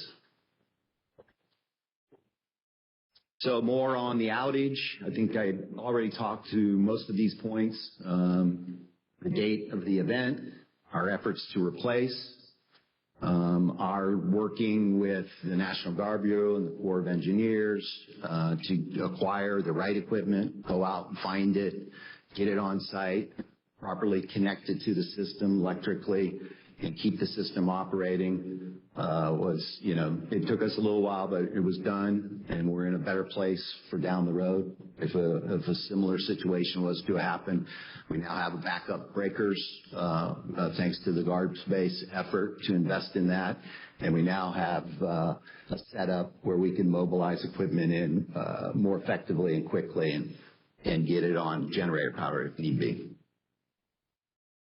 Next slide, please. A little bit of a picture, of the towable generator right there next to our power panel tied in on the lower left picture. The device on the other side of the generator is a 500-gallon diesel fuel tank. And those two items were necessary to keep the system running 24/7 at 500 GPM or whatever we had the capacity to operate at. So we put it online on August 11th, and we've been running it right through today. And on Friday, we've arranged with the base and their contractors. We've got the refurbished breaker coming in. We're going to switch back to electrical power on Friday of this week. That's okay. And then in closing, we were real happy with what we saw with using this ultrasonic device that transmits frequencies. You can see in the lower left picture of a typical algae bloom in the middle of the summer with that surface material in the backdrop there. We didn't see any of that. All that was not visible this year. So, we're hopeful that is a byproduct of the equipment because it does reduce the intake of those kind of materials. And we're going to continue to use that equipment, grow from it, and see if we can make any more improvements. That small device floating next to the intake pump is your ultrasonic equipment. And I think that's it. In closing, the system was running really well this quarter with resin in the polish position like we hadn't had in prior quarters. So, a good period of treatment and good results. Okay, with that, RAB member questions on the interim stormwater treatment system. Dan? Doug, if you could. Oh, yeah. Actually, I'm going to pass it. Dan Shapley, Riverkeeper. So I guess it's more for Bill, but it's about the treatment system. I think it was 2020 that DEC asked for or suggested a focused feasibility study to expand the capacity of the filter. I might have the date wrong. So what conditions would allow you to consider that action as an EECA to upgrade capacity there? I think this is Phil Meyer, Restoration Program Manager, Air National Guard. I think the 17K kind of holds the key to what that is.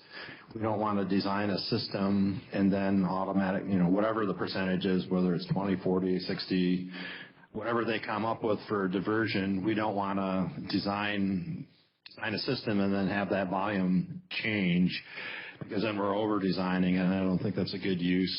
We want to wait. We got to have that tactical patience to wait for for them to do their bit of it, so it's an integrated solution. Then once they do that, then if the system can't meet it, then I think that would be an opportunity to do that. But hopefully by then we'll implement some other measures that might reduce what's going into the stormwater to begin with, and then that's a non-issue. So that's kind of my opinion. Okay, Bill Fetter is online, a RAB member, and has a question. Bill can be unmuted, and I think we'll be able to hear him in the room. Bill Fetter here from the CUSAIC group. Looking back at the surface drainage and the stormwater system, it looks like outfall number 3 in Rec Pond is far and away the most severe input to the pond. Is that a fair statement? Can you hear me? Hello? Hello?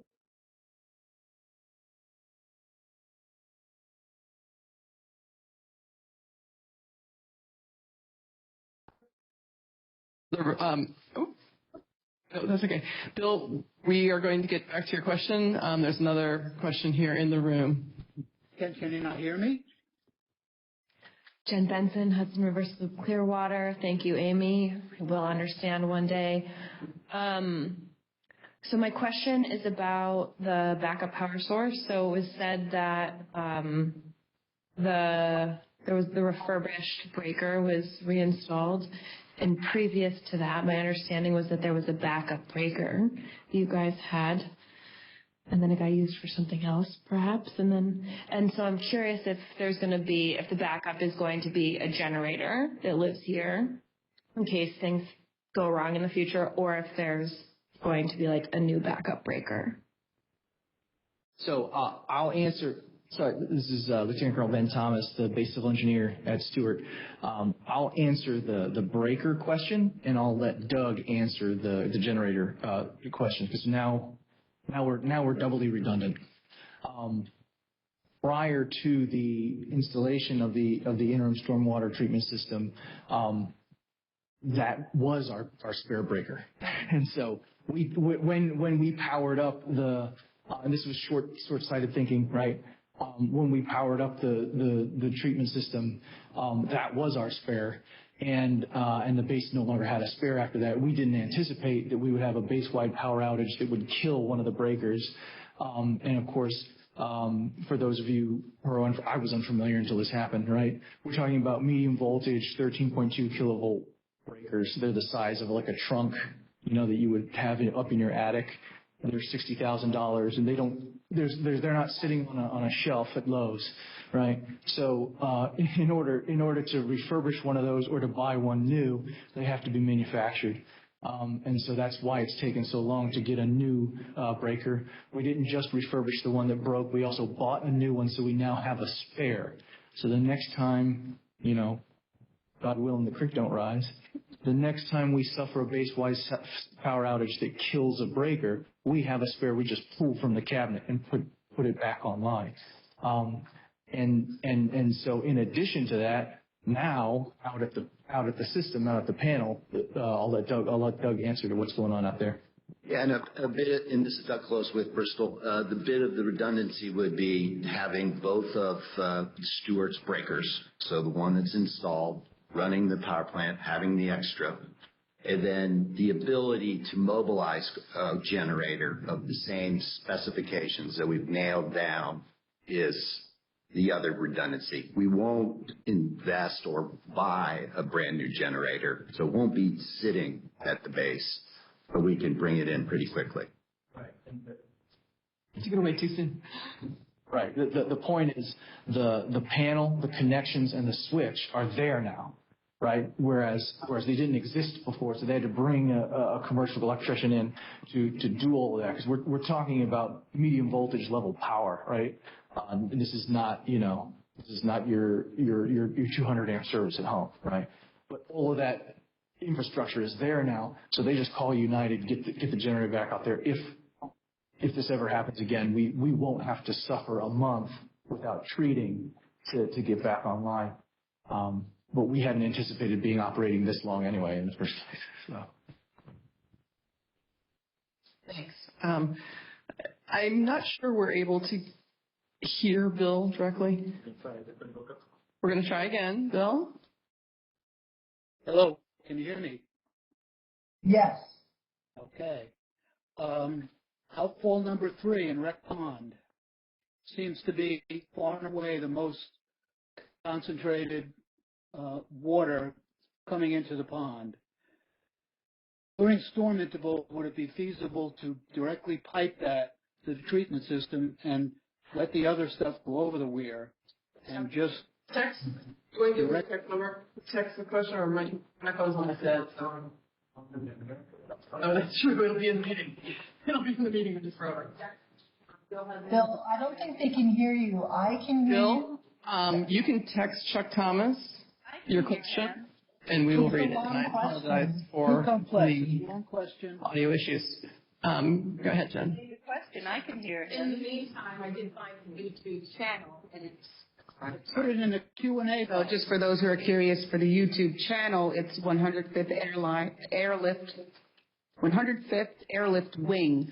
So you can go and like them or do whatever it is on YouTube, and then you can see all of the RAB recordings in addition to other postings.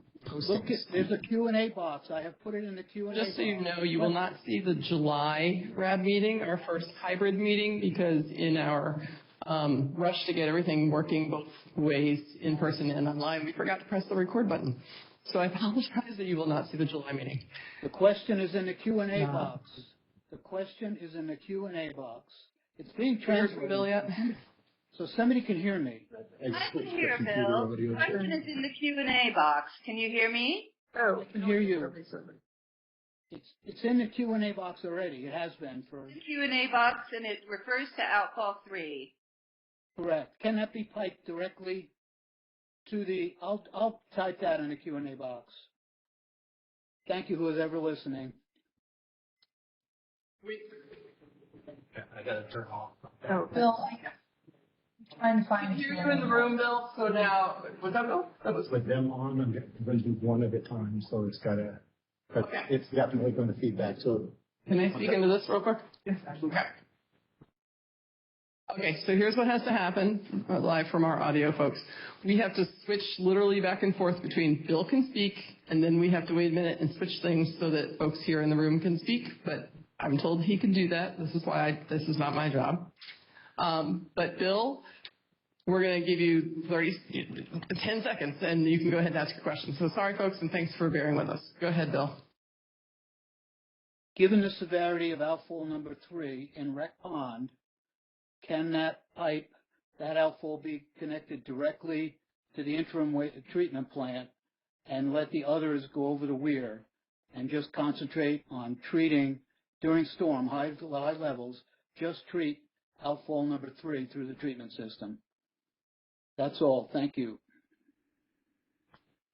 Thanks, Bill. We heard you loud and clear, so yay. And who? Doug is holding. Yeah. Go ahead, Doug. That's a great question. Anything's possible if you set your mind to it, but that would be, a big change in infrastructure to take the water coming down that outfall and direct feed it into the plant. I mean,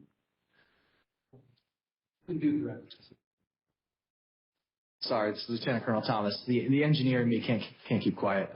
You can't direct feed one outfall into an influent on a plant. You'd have to create another reservoir. We'd have to dig out another reservoir, separate it from the other 2 outfalls. It would be a pretty large engineering effort to achieve that without knowing if we're even helping or exacerbating the problem. Right.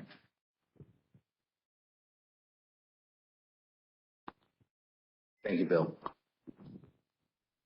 Okay. Any other questions on the interim stormwater treatment system? I want to make sure we get to the public who has been very patient in waiting to the end of the meeting to ask questions on anything we've discussed here tonight. Okay. With that, we're running about 10 minutes late. Again, I don't want to shortchange the public who has been waiting to ask questions. So I'm going to hand you the mic. If you, again, please introduce yourself. Thank you. Thank you to the public hanging in here. My name is Jonathan Jacobson. I'm a local assembly member, so I represent the city of Newburgh and the town of Newburgh, so I got enough of the area involved. And I was also on the city council when this started to blow up, so I'm very familiar with the situation. A few quick comments. The notes from before said that the draft report is going to be in spring of 2026. So that means if we're lucky, we get the final report of the investigation in 27, and then God knows what fiscal year this will get funded under, unless the money is already there. It appears that you're never going to get all the PFAS out of there. You're going to get a lot, but you're not going to get all of it because you got to keep digging. And every time you get a major rainstorm, God knows what is going out. And I just want to say that we should never, ever, ever, ever connect to Washington Lake again. Washington Lake cannot be used by the city of Newburgh. The reason is all the aquifers that have been poisoned over the years feed in there. So there's no way that we can use it. And I will fight anybody to the end to make sure that we don't do that. I think the key here is obviously it's not going to be done quickly. If we're lucky, 2028? Don't worry, I'll be around to give you a hard time.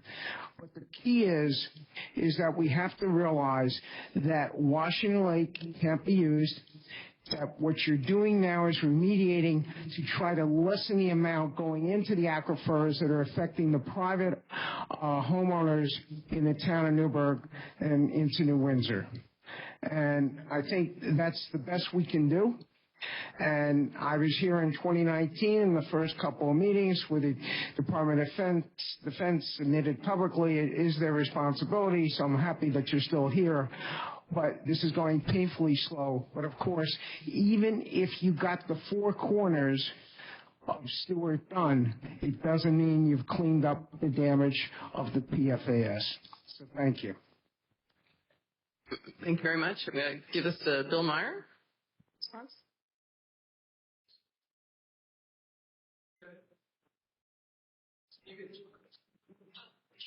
Well, a lot of it was a statement, but do you want to respond to anything about the timeline?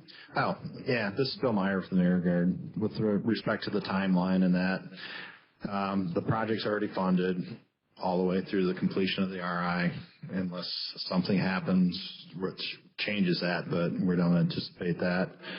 And with respect to the interim actions, we can program, the money when it's the appropriate time.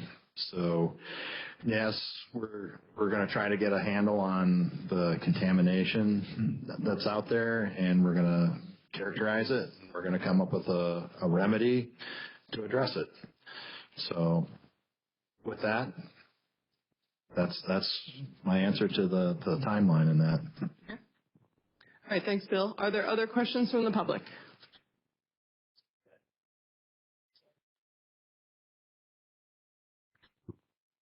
Introduce yourself, please.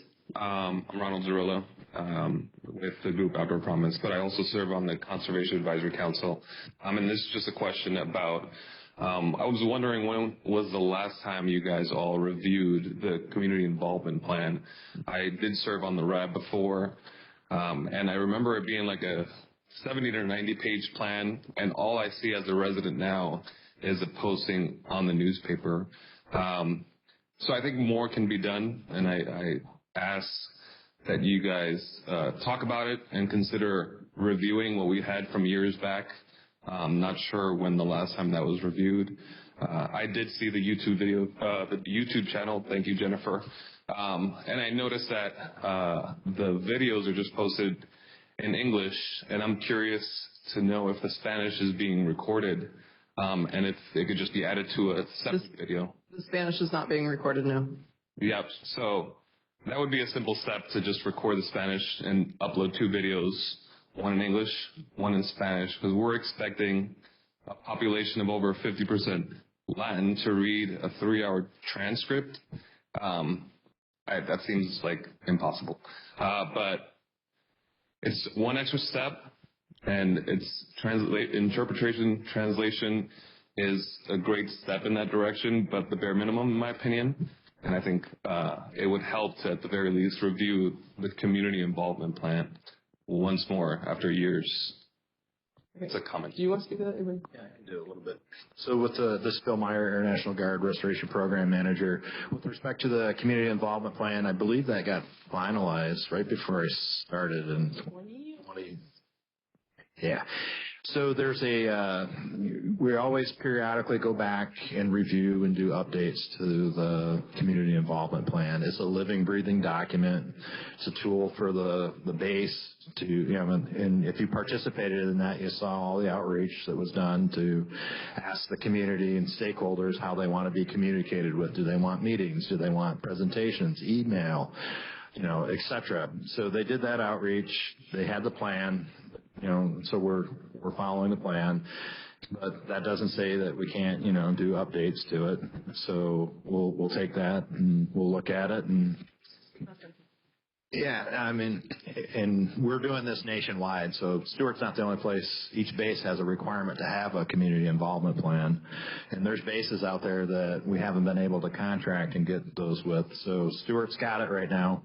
We're working on others, but we can we can look at the plan and update it because they need to be periodically updated. So it's probably 3 years old right now.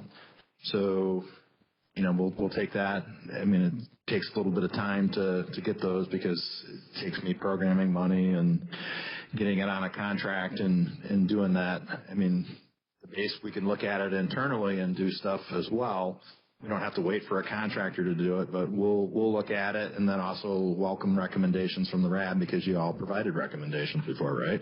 And that's some of why we're doing the Spanish translation and some of the things that we're doing currently. So hopefully that answers your question. Yes, sir. Before I pass the mic to Chuck Thomas, I want to speak just as a contractor who does write community involvement plans. It is typical to update them about every 5 years, maybe, unless there are some major changes. But the community involvement plan does not limit what the Air Guard can do. So certainly we can do what's above and beyond what's in the plan. For instance, live Spanish translation, I don't think is covered in that plan. So I don't want you to think that what's in the plan is limiting what can be done. But updating the plan, as Bill said, is something that he has to program funding and get it under contract and stuff like that to get that done again. So, sorry? It's on the administrative record. We can probably, I can talk to Public Affairs about posting it on the 105th website as well. So those of you online, Chuck Thomas asked whether the community involvement plan was posted anywhere. And so that was my response to him. Other questions, particularly from the public and so folks online, just a reminder to type your questions if you have any into the Q&A panel. Preferably select all co-hosts, but then we will read out your question as it's typed in. So if you have a question, please go ahead and type your question in. Other questions from the public before I come back to a hand at the RAB table? Okay, Jen, you're up. Jen Benson, Hudson River Sloop Clearwater. To build upon the question of where does that document live, I was wondering if it would be possible to get the meeting dates noticed on the website where the application is. I think it would be helpful. I go there looking for things. That's where I find the application to send around to people. So I think it would be helpful if that the meeting dates could also be noticed there, potentially with the flyers in English and Spanish.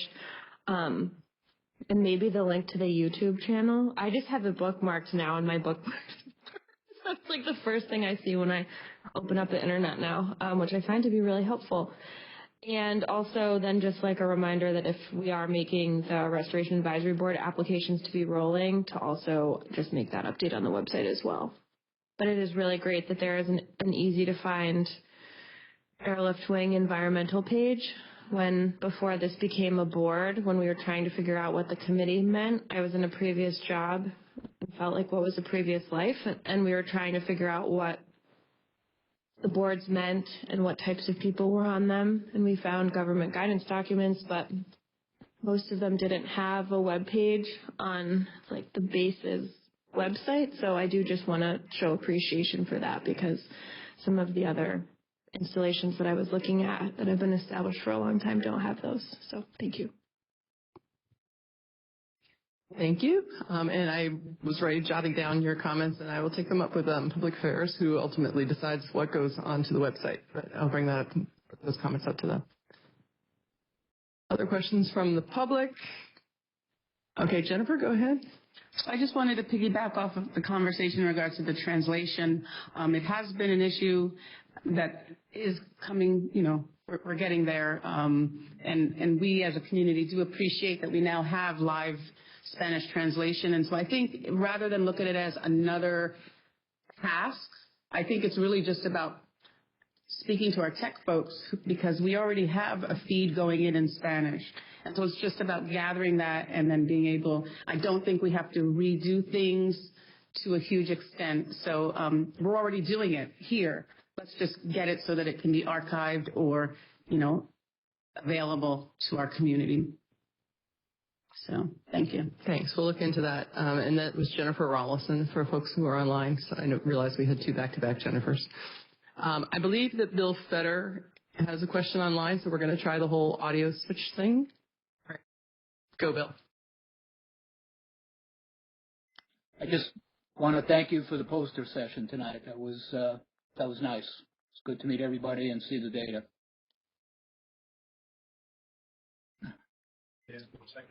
Great, Bill. Thank you. I appreciate that. And I heard somebody here at the table say they second that, and I appreciate that. I don't want to this was not just an Air Guard poster session. This, as you all know, this was brought up in discussion at RAB meetings as something we wanted to do to get information out to the public. The RAB did form a subcommittee, and the subcommittee reviewed the posters and worked with us before we started. We had the involvement of the various regulatory agencies who sent their folks out and brought their posters and translated their posters or had handouts in Spanish as well. So I want to recognize that that was a group effort.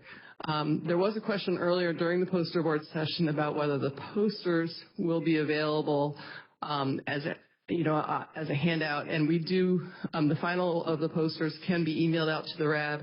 We also have a translated version of the Air Guard posters that were presented, and so those can also be made available in Spanish. That's not all the posters that were in the room, but I can make those available, and I can reach out to the regulatory agencies to see if they can provide any of their materials as well to be. We have two typed in questions. So I'm going to read now from our typed-in questions.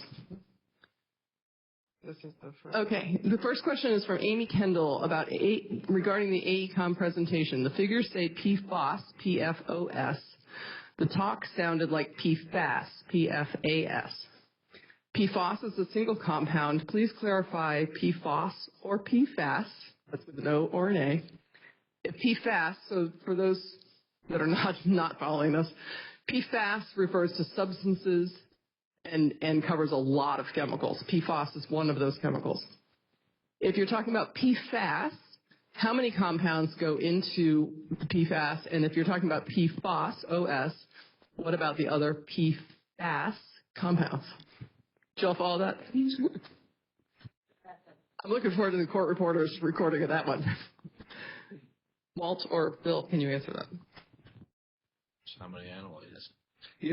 So yes, PFAS is a group of compounds, and I apologize when I was speaking. I was talking about the concentrations of PFOS, which is one of the compounds or PFAS compounds that we analyzed for. In the analysis that we ran in Mobilization 1, we were analyzing for 23 PFAS compounds, PFOS being one of them. During the next mobilization, we're going to modify that method to expand it to where we're going to be analyzing for 40 PFAS compounds. Hopefully that answers your question.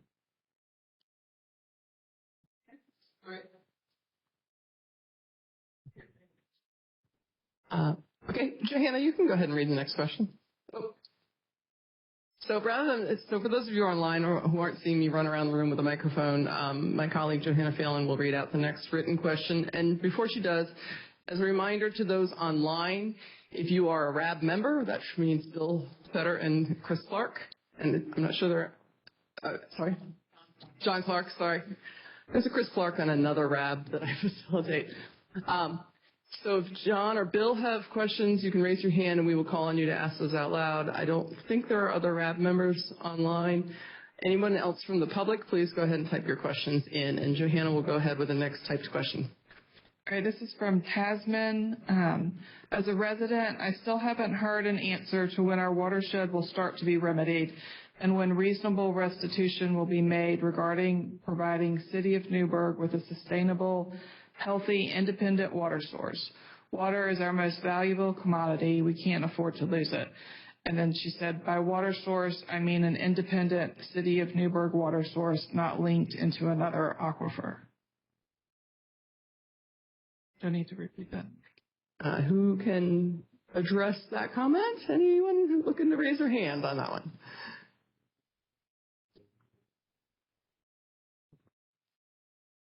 So Bill Meyer is going to take a shot at least some of that. Hold on. So this is Bill Meyer, the Air National Guard Restoration Program Manager. So with respect to Newburgh having an independent, sustainable water supply system, the Air Guard, we're working on the releases that we had at the base to address that. And if the impacts from the base are impacting Newburgh's water supply system, then, we're going to go and, address the restoration for that. Right now, as part of the RI, we're trying to collect that information and data to see, if we're truly are part of it. We know Lake Washington was a water supply resource, and I understand, they're not using it because, there's concern about, PFAS being in there. And so we're working towards coming up with a remedy and a solution that will address, the Air National Guard's releases that occurred historically out here. So got timeline, for, restitution. We're trying to do the investigation and following the circuit process. So this is a nationwide problem. It's not just here. And I understand, people feel, because it was an impact, to a water supply system that was used locally. We're working towards doing what we need to do to restore it. But unfortunately, it's not a quick and fast and dirty process that gets us from point A to point B. So we're doing the best that we can, and we aim to try to keep everything moving forward and positive and being transparent and letting people know where we're at. Okay. Thanks, Bill. Is there anybody else in the room that can address any of the rest of the drinking water question? Okay. Thanks very much. I hope that answered your question. Any other questions? We are at about 5 after 9, and I am aware of that, and I appreciate folks staying late. So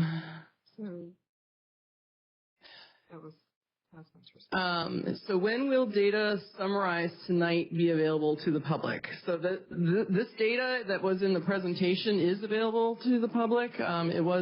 The presentation was emailed out to RAB members.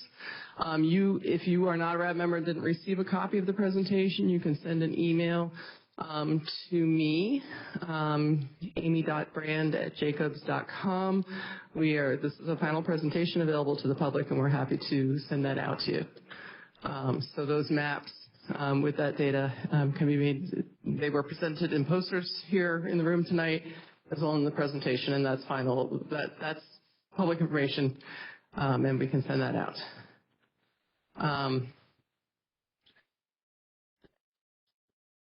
Tasman, I do see that did not answer your question, and I apologize.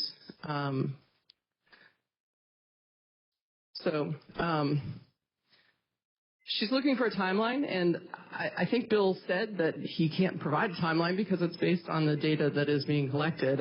She specifically said she's looking for a timeline. A timeline for the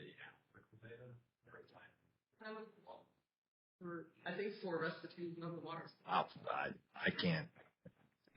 This is Bill Meyer, Air National Guard Restoration Program Manager. I mean, I can't comment on that because I don't know what it's going to be. I mean, we've identified, a timeline and durations that we think it's going to take.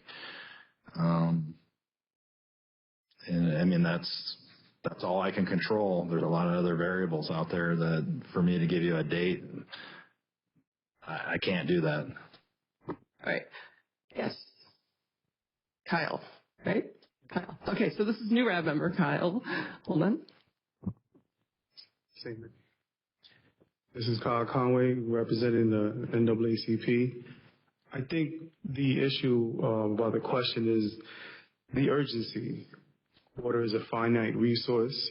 If you think about as much water there is on the planet, and only 3% of it can be consumed without harm, right? It's really, even if we could drink from NYC's aqueduct, it's also the concept there is a whole entire fresh water source that is just not going to be able to be used. So maybe the community is also asking or wants to know or wants to feel that level of urgency, because it is a finite resource. We can't just turn around and say, hey, there's more water. So, I mean, just give perspective. I mean, I think probably really what the question is, a timeline. If we were in California or in a place where water isn't abundant as we are fortunate to have in New York State, would we have the same, would we be moving at a faster pace? Is probably what people want to know. Thank you, Kyle. So I'm going to let Bill just address that to the best you can. Yeah, sure. So this is Bill Meyer, Air National Guard Restoration Program Manager. So, yeah, I mean, it may appear, people feel, I know we have feelings. It doesn't seem like we're going fast enough. But, at a national level, we're way ahead of a lot of bases and installations that have this same problem. Not to say one's better than the other, or, so we're moving as expediently as possible.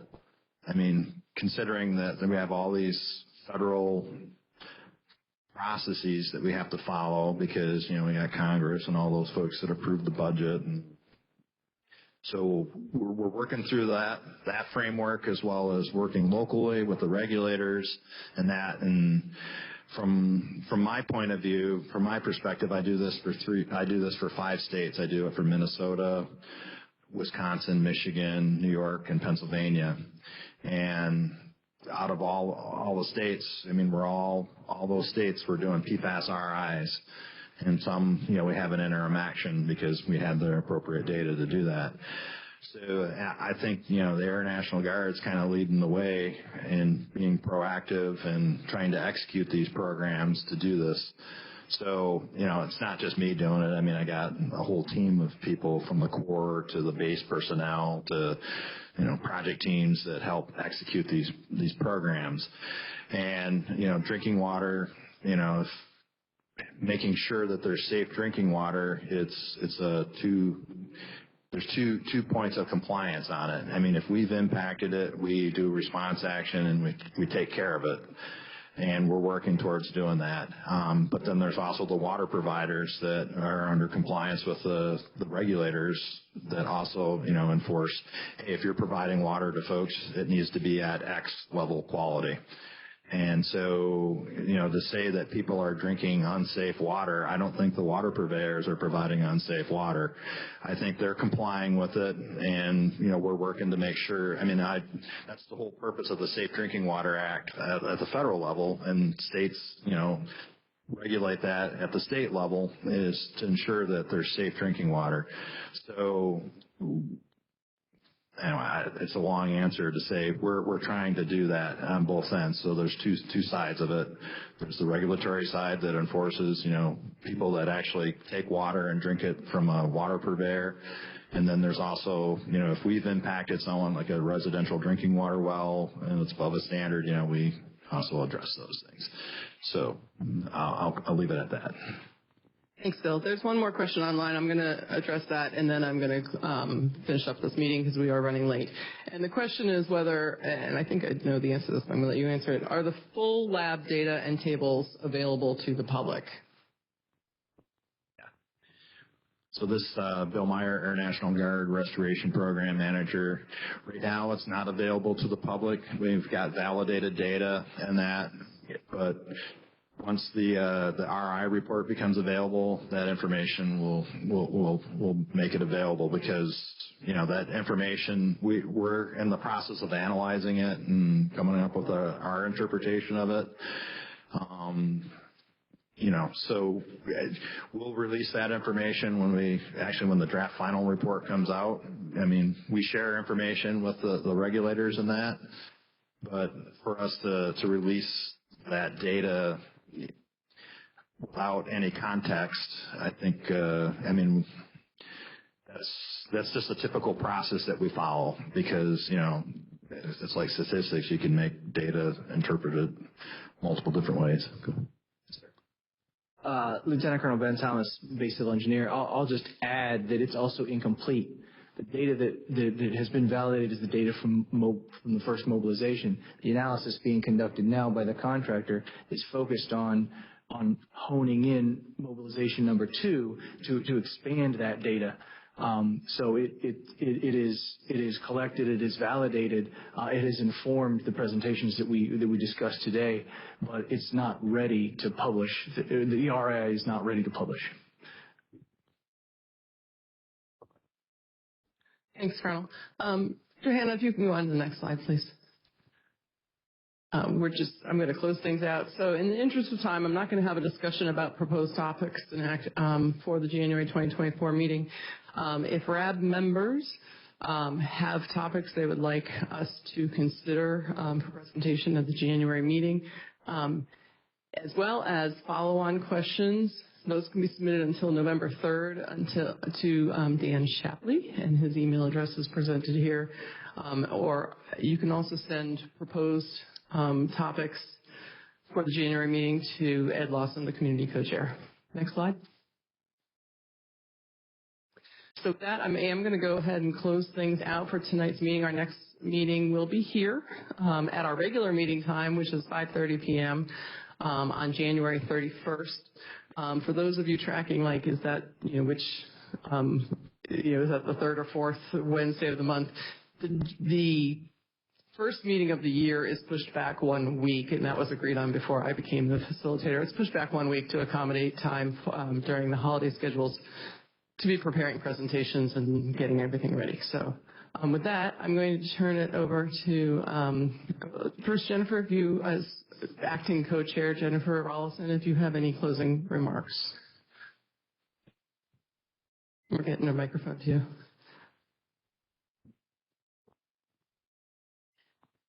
So again, I want to thank everyone for coming out. I did enjoy the poster boarding session. Everybody did. I encourage even more creative ways in which to engage our community. They do show when the call is made. I would like to point, I don't know where this will fall into things, but my vision, and I believe many people who are seated here at this table envision a return to a fully remediated watershed and reservoir. I think that it's important not just to think of this in terms of drinking water and standards that are or guidances that are set now, just as our community engagement plan or whatever it is called is a living, breathing document. So is a lot of the science that's coming out and the policies that are being made and regulations. But at the bottom, the bottom line is that Washington Lake was the city of Newburgh, is the city of Newburgh. I don't like to refer to it in past tense. I don't like to consider any options looking at it as abandoned. I don't believe that how we proceed with things here should ever be anywhere near that language. As Kyle said, water is, finite. But I also looked at the idea of the recreation that goes on our watershed and at Washington Lake. And I think about the actions that we're making or the decisions and the conversations that we're having today will lead to the future generations. Those actions really do affect the future. And we really could be shifting the course of things if we begin to even imagine Washington Lake as past tense. And that also is in regards to other municipalities whose actions have already been a threat to that water source. If it wasn't PFAS, it'd be something else, honestly. So we need to cherish that watershed and our water source and move forward in that way. So that personally is my reason for being here. It is our right to have not just clean drinking water, but a fully remediated, beautiful watershed. And it goes back to your point about community seats. Most of our community seats are organizations that represent that watershed, and that was out of love, not payroll. Many of our members have been involved for decades, and I appreciate them, and I believe that we all envision this watershed